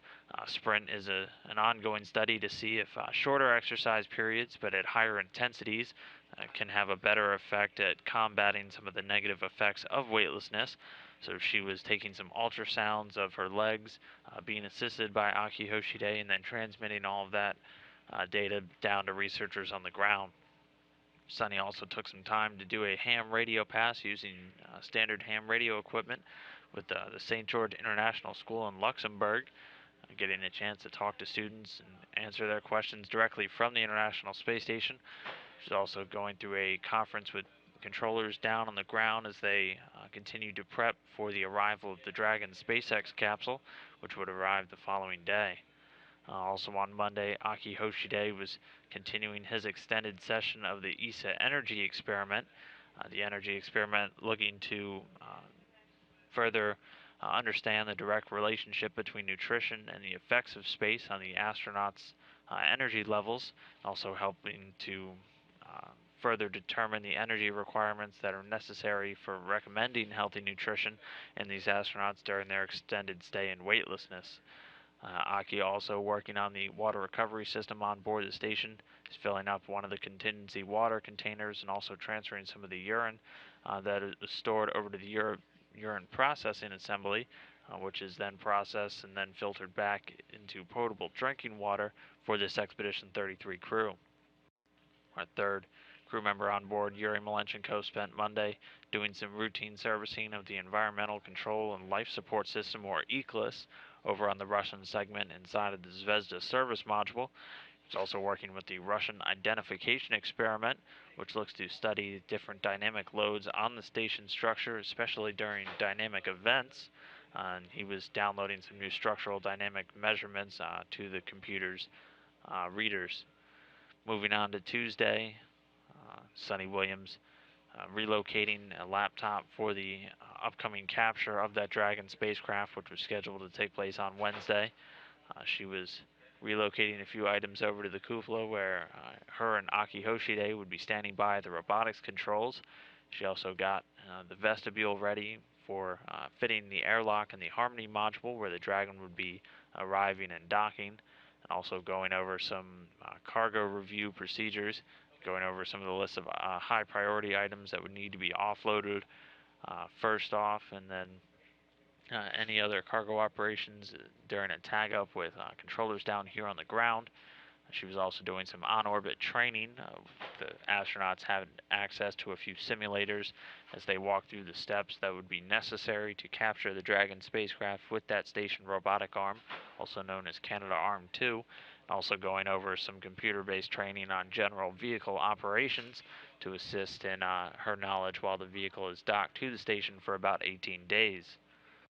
Joining her in all of that onboard training was Aki Hoshide, who is side by side working in tandem with Sonny Williams on Wednesday. So on Tuesday he was going over the final rendezvous and capture simulations and also getting some vehicle operations training, again alongside with Sonny Williams.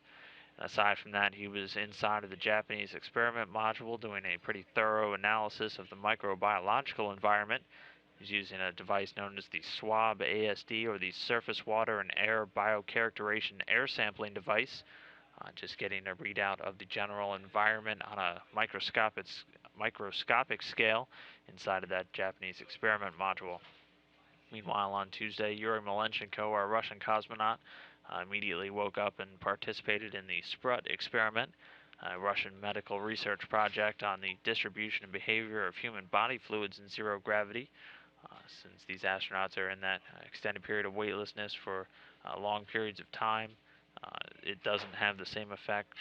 No gravity pushing the majority of the body's fluids down towards the legs, so Sprut looks to track just how that affects the astronauts' performance once they're on orbit, and also how well they adapt to it regular gravity conditions following their arrival back down here on the surface. Aside from that, he was involved in the Russian Kolonovsky crystal experiment. He'd be working on this for about 3 days this week. A fairly complex physics experiment on board the station looking to study the dynamic and structural characteristics of crystal systems known as column crystals that are formed when ions are stored inside of an electromagnetic trap. Moving on to Wednesday, a very big day for the astronauts on board the station, seeing the arrival of the Dragon spacecraft.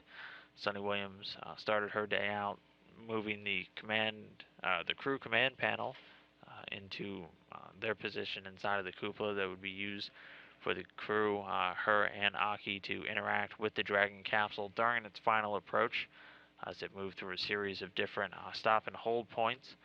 She would be monitoring the Dragon throughout its final approach and then standing by to capture it with the space station robotic arm. This Dragon capsule, in the mission dubbed SpaceX CRS-1, or Commercial Resupply 1, is the first commercial resupply mission to the International Space Station. The capsule launched from the Cape Canaveral Air Force Station in Florida back on Sunday, about 7:35 p.m. Central Time. During its final fly-up, you can see it here, parked just about 10 meters from its final home at the Harmony module on the Earth-facing side. Sonny Williams and Aki Hoshide manipulating that robotic arm to reach out and grapple with the SpaceX Dragon capsule. That was done successfully about 5:56 a.m. Central Time.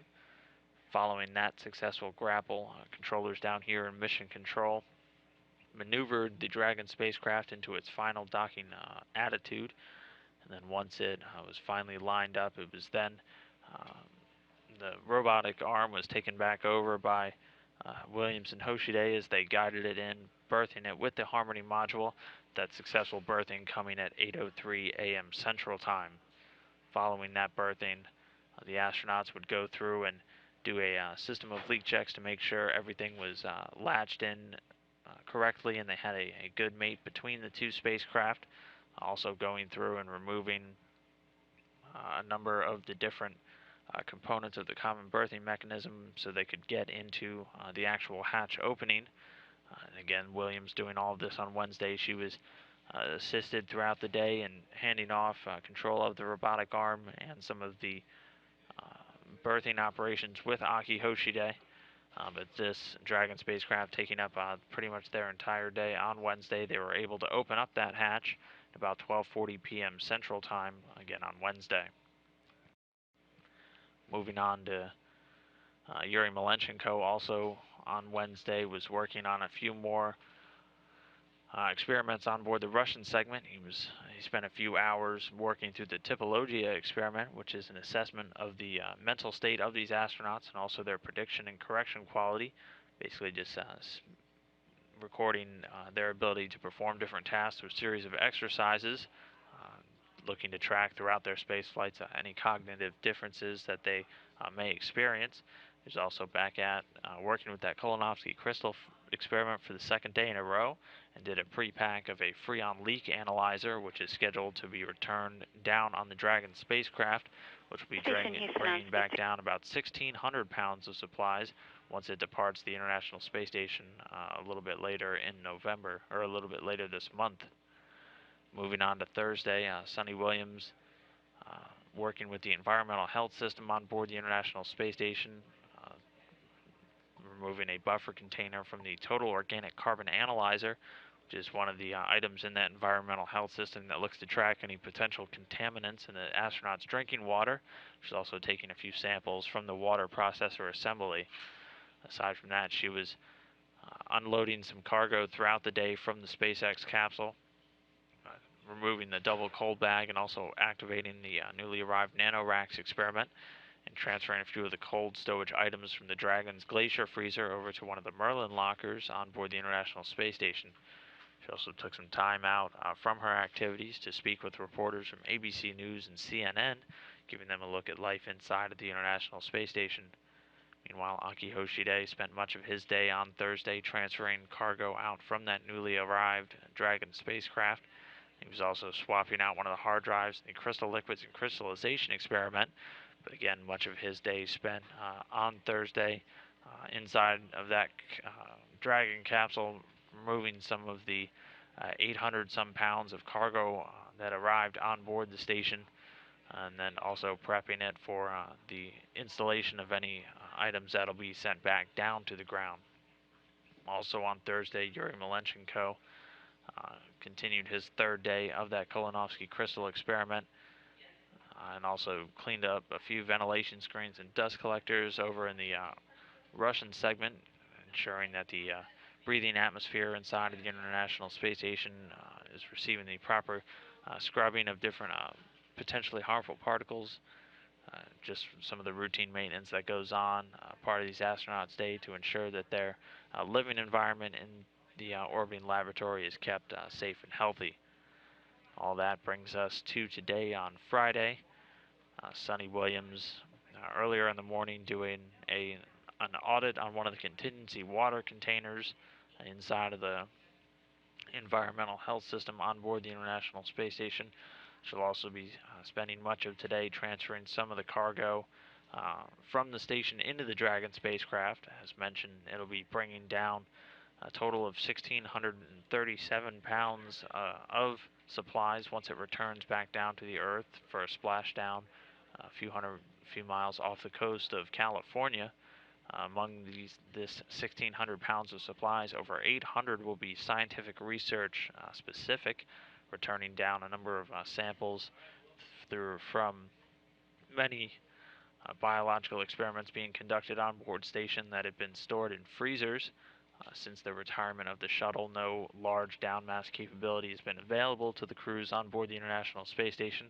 So this SpaceX capsule providing an invaluable link in the chain of continuing research and utilization of many of the biological, not only human, but also different plant and animal cell biology experiments going on board the International Space Station that require these samples to be returned down to researchers here on the ground.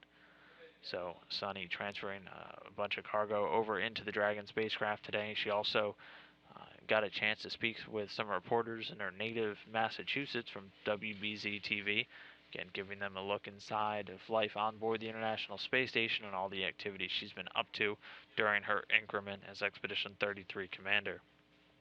Meanwhile, Aki Hoshide back inside of the Japanese experiment module using a microbe air sampling device, collecting a few microbes, again continuing some of the activities that he started earlier this week, checking the environment inside of the module. This is a fairly routine practice for these astronauts as they continually track to see the environment of the entire station structure, even down to a microscopic level. Aside from doing that work inside the gem, he'll also be pressurizing the experiment module's airlock, which leads directly out into the exposed facility and is used to transfer different experiments back and forth between the pressurized portion of the International Space Station and the unpressurized vacuum setting of that Japanese exposed facility. He'll also be doing some of his own ultrasounds, which Sonny Williams is doing a little bit earlier this week, all part of the Sprint research project on board the International Space Station. And our final crew member, Yuri Malenchenko, doing some routine replacements today, working on the Russian toilet system and also changing out a few dust filters throughout the air revitalization system over on the Russian segment. Also working today with the Matryoshka study. It's a radiation study named after the nested Russian dolls. He'll be removing a few of the dosimeters and downlinking any of the data retrieved from those to researchers down on the ground. Again, it's one of the radiation studies on board the International Space Station. It's a mannequin-sized object that has a number of readers spaced throughout it and looks to track any of the radiation levels during spaceflight that these astronauts are being exposed to. And aside from all the astronaut work, troubleshooting was occurring yesterday to reapply a few of the electrical loads on various components of the 3A power channel, and all that troubleshooting was completed. Engineers are going to monitor the power channel over the next 7 days to observe the performance of the system. An apparent short was noticed several weeks ago that took down the channel, but this reapplication of loads yesterday could mean that no spacewalk would be required to fix any of the issues outside of the station. And then, as of right now, the batteries on that 3A power channel are charged but aren't delivering any power to the systems at the moment until this 7-day monitoring period is over.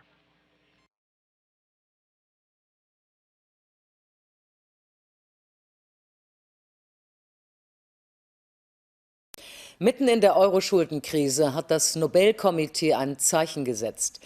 Der Friedensnobelpreis geht in diesem Jahr an die Europäische Union. Sie habe in dem halben Jahrhundert seit ihrer Gründung dazu beigetragen, Europa in einen Kontinent des Friedens zu verwandeln, so die Begründung. Europas Politiker sehen durch den Preis die Errungenschaften der EU gewürdigt, wie offene Grenzen und einen freien Markt für mehr als 1/2 Milliarde Bürger. Zugleich sei die Auszeichnung Ansporn, gerade in Zeiten der Krise weiter engagiert für die europäische Einigung zu arbeiten. So richtig hatte wohl keiner der europäischen Akteure mehr daran geglaubt, schon gar nicht jetzt in der größten Existenzkrise der EU. Das norwegische Nobelkomitee hat entschieden, den Friedensnobelpreis 2012 an die Europäische Union zu verleihen. Blumen für den Hausherrn in der EU-Kommission, als er heute Morgen aufgewacht sei, habe er mit vielem gerechnet, nicht aber mit dem Friedensnobelpreis, erklärte ein sichtlich zufriedener José Manuel Barroso. Freiheit, Demokratie, Rechtsstaatlichkeit und Respekt für die Menschenrechte sind Werte, nach denen sich viele Menschen auf der ganzen Welt sehnen. Und es sind genau die Werte, die die EU vorantreibt, damit die Welt ein besserer Ort für alle wird. Die Arbeiten für ein friedliches und vereintes Europa, sie reichen weit zurück. Das Nobelkomitee erinnerte an die Aussöhnung der ehemaligen Kriegsgegner Deutschland und Frankreich, die mit den Pariser Verträgen 1951 den Grundstein für die spätere EU legten. Der erhaltene Preis erinnert daran, dass die EU vor allem eine Wertegemeinschaft ist, nicht nur eine Zweckgemeinschaft. Sie bedeutet in erster Linie Frieden und Wohlstand. Als weiteren großen Schritt Richtung Friedensunion würdigte das Nobelkomitee, wie die EU 10 ehemalige Ostblockstaaten integrierte und den Balkan befriedete. Auch Vertreter des Europaparlaments freuten sich heute über die Anerkennung aus Oslo, erinnerten aber auch daran, dass der Friedenspreis eine Verpflichtung sei. Dass wir in einer Union leben, in der in einem Land Leute wirklich richtig reich sind und ihr Geld irgendwo ins Ausland bringen können, die anderen Akademiker zum Teil in Mülltonnen wühlen müssen, um Essen zu finden. Das ist einer Union, die den Friedensnobelpreis bekommen hat, unwürdig. Das Nobelkomitee würdigte nicht nur die Vergangenheit. Es verbindet mit dem Preis den Appell an die EU, die schwere Schuldenkrise zu überwinden und an den Zielen mehr Demokratie und Wohlstand für alle festzuhalten. Als die Nachricht Berlin erreicht, zögert die Kanzlerin nicht lange. Fast scheint es, als sei die einflussreichste Frau Europas durchaus auch persönlich stolz auf den Preis, der die europäische Idee auszeichnet. Dass das Nobelpreiskomitee heute diese Idee gewürdigt hat, das ist Ansporn und Verpflichtung zugleich, auch für mich ganz persönlich. Der designierte SPD-Kanzlerkandidat und Ex-Finanzminister diskutiert auf der Frankfurter Buchmesse über die Krise Europas, als die Nachricht aus Oslo publik wird. Für ihn ein ermutigendes Signal. Aber es berührt mich auch emotional, weil es ein Hinweis ist, dass dieses Europa seit 60 Jahren in Frieden lebt. Und das ist atypisch für die 300 Jahre europäischer Geschichte, die es vorher gegeben hat, wo wir uns auf den Schlachtfeldern gegenseitig umgebracht haben. Auch im Bundesrat, wo die Länderchefs an diesem Morgen beraten, sorgt die Entscheidung aus Oslo für Zustimmung, sogar bei ausgeprägten Europakritikern. Ich glaube, das gibt Europa Rückenwind im internationalen Konzert. Und trotzdem werden wir immer wieder über den richtigen Weg Europas diskutieren, ohne Europa selbst in Frage zu stellen. Die Befürworter Europas, wie etwa der künftige Bundesratspräsident Kretschmann, sehen in der Verleihung des Nobelpreises ein starkes Signal der Unterstützung, gerade in der derzeitigen europäischen Krise. Insofern freue ich mich sehr über dieses Signal. Und wir brauchen ja mehr Europa in der Krise und nicht weniger. Angesichts tiefer werdender Gräben und kontroverser Debatten wird der Preis in Berlin vor allem als klares Zeichen gegen eine zunehmende Europaskepsis gewertet. Zur Vergabe des Friedensnobelpreises an die EU jetzt direkt aus Brüssel mein Kollege Rolf-Dieter Krause.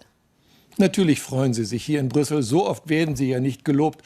Aber heute ernten Sie nun, wo andere gesät haben. Adenauer und de Gaulle, Schmidt und Giscard d'Estaing, Kohl und Mitterrand, nicht zu vergessen Robert Schuman und Jacques Delors. Der Preis ruft eine oft für selbstverständlich gehaltene politische Leistung in Erinnerung.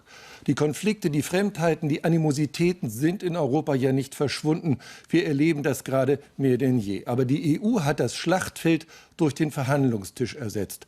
Das ist der große Unterschied zu früher. Und ebenso ist es Europa gelungen, junge Demokratien zu stabilisieren. Die erste davon hieß übrigens Deutschland. Nur eine Ironie steckt in diesem Preis. Er kommt aus dem einzigen Land Europas, das nicht einmal davon träumt, Mitglied dieser EU zu werden. Norwegen hat seinen Frieden und seinen Wohlstand. Auch so, bei uns wäre das anders. Es ist ein Tag für Beethovens 9. Symphonie mit Schillers Ode an die Freude, quasi Europas Hymne. Und dazu im Hintergrund die blaue Flagge mit den goldenen Sternen. Es ist ein Tag für das Wir in Europa. Denn die Europäische Union erhält den diesjährigen Friedensnobelpreis. Die EU, diese Gemeinschaft aus mittlerweile 27 Staaten und ihre Vorgängerorganisationen trügen seit 6 Jahrzehnten zur Förderung von Frieden und Versöhnung, Demokratie und Menschenrechte in Europa bei, hieß es heute vom Nobelkomitee in Oslo. Die Auszeichnung mahnt aber auch, diesen Weg gerade jetzt in Krisenzeiten weiterzugehen. Marion von Haaren berichtet. Endlich mal eine gute Nachricht für Europa. So richtig hatte nämlich keiner seiner Akteure mehr daran geglaubt, schon gar nicht jetzt während der großen Krise. Das norwegische Nobelkomitee hat entschieden, den Friedensnobelpreis 2012 an die Europäische Union zu verleihen. Blumen für den Hausherrn in der EU-Kommission. Als er heute Morgen aufgewacht sei, habe er mit vielem gerechnet, nicht aber mit dem Friedensnobelpreis, erklärte ein sichtlich zufriedener José Manuel Barroso, der sogleich an die Anfänge der EU erinnerte. Wir dürfen niemals vergessen, dass die EU ursprünglich Nationen zusammenführte, die aus Schutt und Asche des Zweiten Weltkrieges hervorgegangen sind und in einem Friedensprojekt geeint wurden. Die wichtigen Kriegsressourcen Kohle und Stahl bildeten jetzt die Grundlage für einen dauerhaften Frieden. Das Nobelkomitee erinnerte an die Aussöhnung der ehemaligen Erzfeinde Deutschland und Frankreich, die mit den Pariser Verträgen 1951, der sogenannten Montanunion, den Grundstein für die spätere EU legten. Der erhaltene Preis erinnert uns daran, dass die EU vor allem eine Wertegemeinschaft ist, nicht nur ein Zweckbündnis. Sie bedeutet in erster Linie Frieden und Wohlstand. Als weiteren Meilenstein auf dem Weg zu einem friedlichen Europa würdigte das Nobelkomitee, wie die Europäische Union 10 ehemalige Ostblockstaaten integrierte und beim Aussöhnungsprozess auf dem Balkan mitwirkte. Auch Vertreter des Europaparlaments freuten sich heute über die Anerkennung aus Oslo, erinnerten aber auch daran, dass der Friedenspreis eine Verpflichtung sei. Dass wir in einer Union leben, in der in einem Land Leute wirklich richtig reich sind und ihr Geld irgendwo ins Ausland bringen können, die anderen Akademiker zum Teil in Mülltonnen wühlen müssen, um Essen zu finden. Das ist einer Union, die den Friedensnobelpreis bekommen hat, unwürdig. Trotz alledem, geehrt fühlen dürfen sich heute auch die vielen tausend EU-Beamten und Abgeordneten, die Tag ein, Tag aus in oft mühevoller sprachlicher Kleinarbeit und abseits der großen Gipfel für Verständigung und Fortschritt in der EU sorgen. Bundeskanzlerin Merkel traf die Stimmung vieler Europäer, als sie in Berlin erklärte, dass das Nobelpreiskomitee heute diese Idee gewürdigt hat, das ist Ansporn und Verpflichtung zugleich, auch für mich ganz persönlich. Der Friedensnobelpreis wird den Vertretern der Europäischen Union am 10. Dezember überreicht. Wem das Preisgeld von umgerechnet rund 930.000 € zugutekommen soll, blieb heute noch offen. Der Friedensnobelpreis für die Europäische Union. Dazu jetzt ein Kommentar von Jörg Schönborn vom Westdeutschen Rundfunk. Es ist gar nicht lange her, 40 Jahre nur. Da waren mehr als die Hälfte der heutigen EU-Staaten entweder Diktaturen oder gehörten zum sozialistischen Ostblock oder beides. Welch gewaltige Leistung es war, daraus die heutige EU zu formen, das wird gern schamhaft verschwiegen in einer Zeit, in der es in Europa vor allem um Geld geht.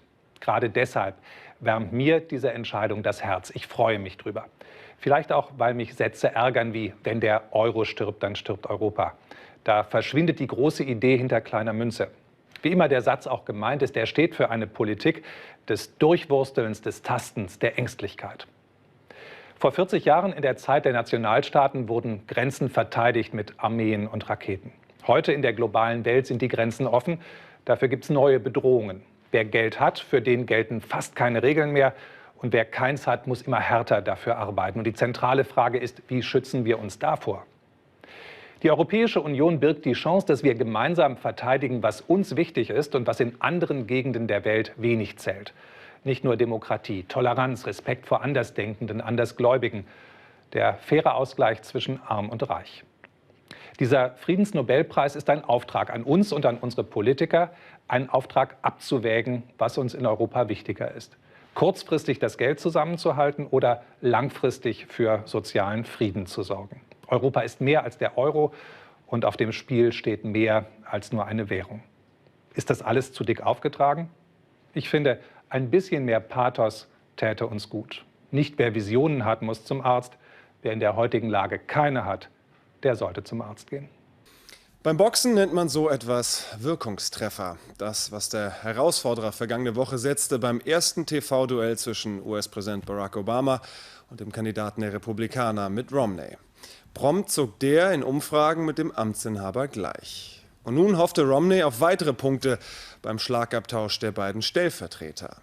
Seine Nummer 2, Paul Ryan, gegen Vizepräsident Joe Biden. Es ging heftig zur Sache vergangene Nacht und nach dem Duell war Romney auch einfach stolz auf Ryan. Doch auch Präsident Obama erklärte danach, er könne sich keinen besseren Vize vorstellen als Biden. Was die beiden Herren an ihren Stellvertretern so entzückte, fasst Stefan Niemann zusammen. Mit Duellen kennen sie sich aus in Amerika. Auch für die Männer der zweiten Reihe war es die ganz große Bühne. Der fast 70-jährige Politveteran Joe Biden, genauso selbstbewusst wie Paul Ryan, der schneidige Kandidat der Konservativen. Ob zu Hause oder in der Kneipe, 30 Millionen Zuschauer wollten dabei sein. Es ist jetzt wirklich an der Zeit, dass Vizepräsident Biden endlich erklärt, warum Obama Unterstützung verdient und warum die Demokraten für eine zweite Amtszeit am Ruder bleiben sollten. Es war sofort Dampf auf dem Debattenkessel, beide Kontrahenten spürbar unter Druck. Obamas Vize nervte seinen Herausforderer durch ständige Unterbrechungen und gönnerhaftes Grinsen, doch Paul Ryan blieb ungerührt. Als Obama gewählt wurde, hatten die Demokraten doch die Mehrheit und seht, wo Amerika nun steht. Wir dürfen nicht länger Geld ausgeben, das wir nicht haben. Achtung, Steuerzahler, die Rechnung kriegt ihr.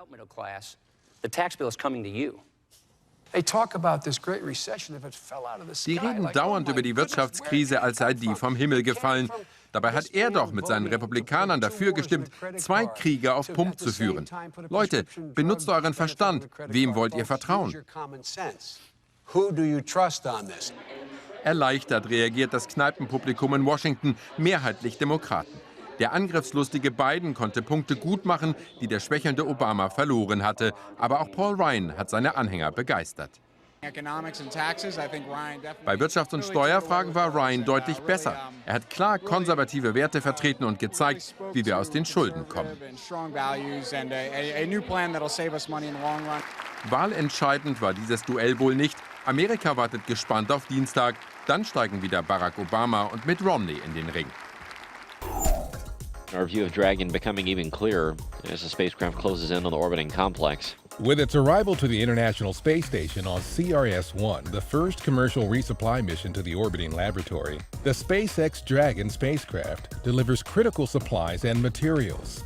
But equally as important, it becomes the first U.S. spacecraft in the post-space shuttle era capable of transporting significant amounts of supplies between Earth and the station.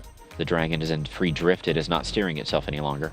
Once Dragon was within reach, the crew aboard the International Space Station used the Canadarm2 robotic arm to grapple the cargo craft. Capture complete. Looks like we've tamed the Dragon. We're happy she's on board with us. Within hours after the grapple, Dragon was installed to the Earth-facing port of the station's Harmony module, where it is scheduled to remain berthed until its scheduled departure October 28 for the trip back to Earth and parachute-assisted splashdown in the Pacific Ocean off the coast of Southern California. SpaceX starts a whole generation of commercial spacecraft coming up here for resupply, and one of the most interesting and unique aspects of this vehicle and its follow-on will be that it can bring stuff back to Earth, and that's really important for the advancement of spaceflight. CRS-1 is the first of 12 SpaceX missions to the ISS under NASA's Commercial Resupply Services contract. When Dragon returns to Earth, it will bring back more than 850 pounds of scientific supplies, including samples from human health, biotechnology, and materials research.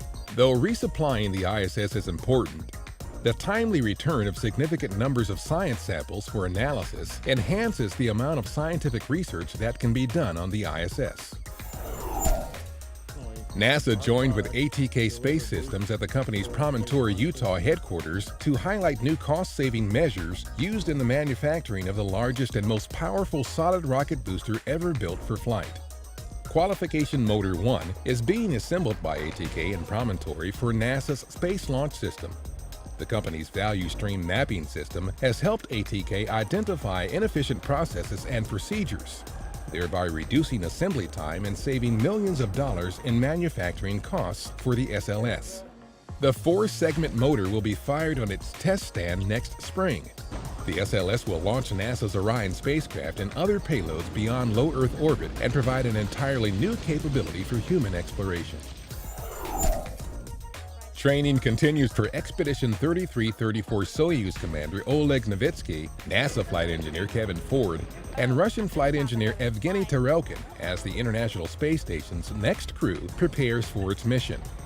The trio familiarized themselves with equipment and procedures for their mid-October launch to the International Space Station in a Soyuz spacecraft. Upon their arrival there, they'll join Expedition 33 Commander Sonny Williams of NASA, flight engineer Aki Hoshide of the Japan Aerospace Exploration Agency, and Russian flight engineer Yuri Malenchenko aboard the world's only science laboratory in microgravity. Life on board the station highlighted a recent ham radio question and answer session between flight engineer Aki Hoshide and future explorers from the Goddard Space Flight Center's Child Development Center and several nearby schools. Hi, my name is Aiden. How would you describe the view from the International Space Station? Over. I can describe it in one word, and it is cool. My name is Nicole. Have you always wanted to be an astronaut? Over. Yes, I always wanted to be an astronaut since I was, about 8 years old. Over. The event was made possible through amateur radio on the International Space Station, or ARISS, a cooperative venture between NASA and other space agencies to improve teaching and learning in science, technology, engineering, and math. Hi, I'm Noah Warner, Tactical Uplink Lead for the Mars Science Laboratory mission, and this is your Curiosity rover update.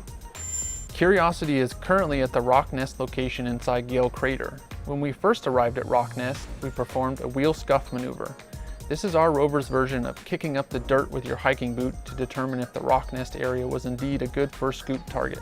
The first scoop was successfully performed on Sol 61, and the entire team was excited to see the Mastcam images showing the scoop full of dirt, as well as the video of the vibration activities performed with the turret-mounted tools. This vibration allows the team to level out and remove any excess sample before closing the scoop, and it also provides some insight into the makeup of the soil.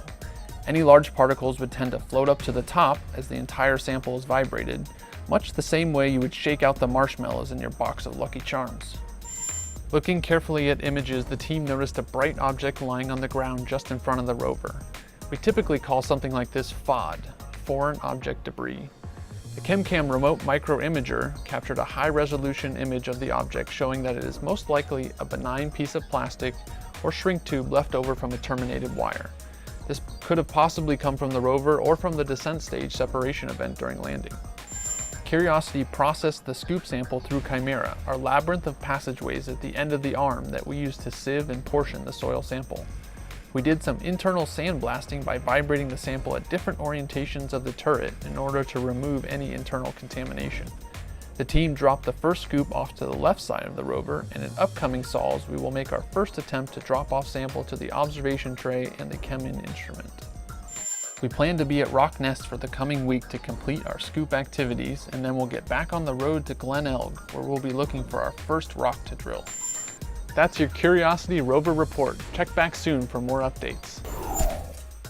The world's first man-made sonic boom was created in California over Rogers Dry Lake at Edwards Air Force Base 65 years ago on October 14, 1947, when at an altitude of about 40,000 feet, Chuck Yeager safely piloted an X-1 test aircraft he called Glamorous Glennis to a speed of about 662 miles per hour, faster than the speed of sound at that altitude. The X-1 program helped lay the foundation of America's space program. 3, 2, 1, and liftoff of the Cassini spacecraft on a billion-mile trek to Saturn. 15 years ago, on October 15, 1997, the Cassini-Huygens mission, a joint effort between NASA and the European Space Agency, was launched from Cape Canaveral Air Force Station to conduct a detailed study of Saturn's planetary system. Utilizing the Cassini spacecraft, a robotic orbiter equipped with 12 instruments, and Huygens, a probe carrying a suite of 6 science instruments, which landed on Saturn's largest moon, Titan, in January 2005, the mission has collected valuable data about Saturn and its surroundings. Extended twice since its initial 4-year campaign ended in June 2008, the mission is now slated to continue through September 2017. And that's This Week at NASA. For more on these and other stories, or to follow us on Facebook, Twitter, and other social media, log on to www.nasa.gov.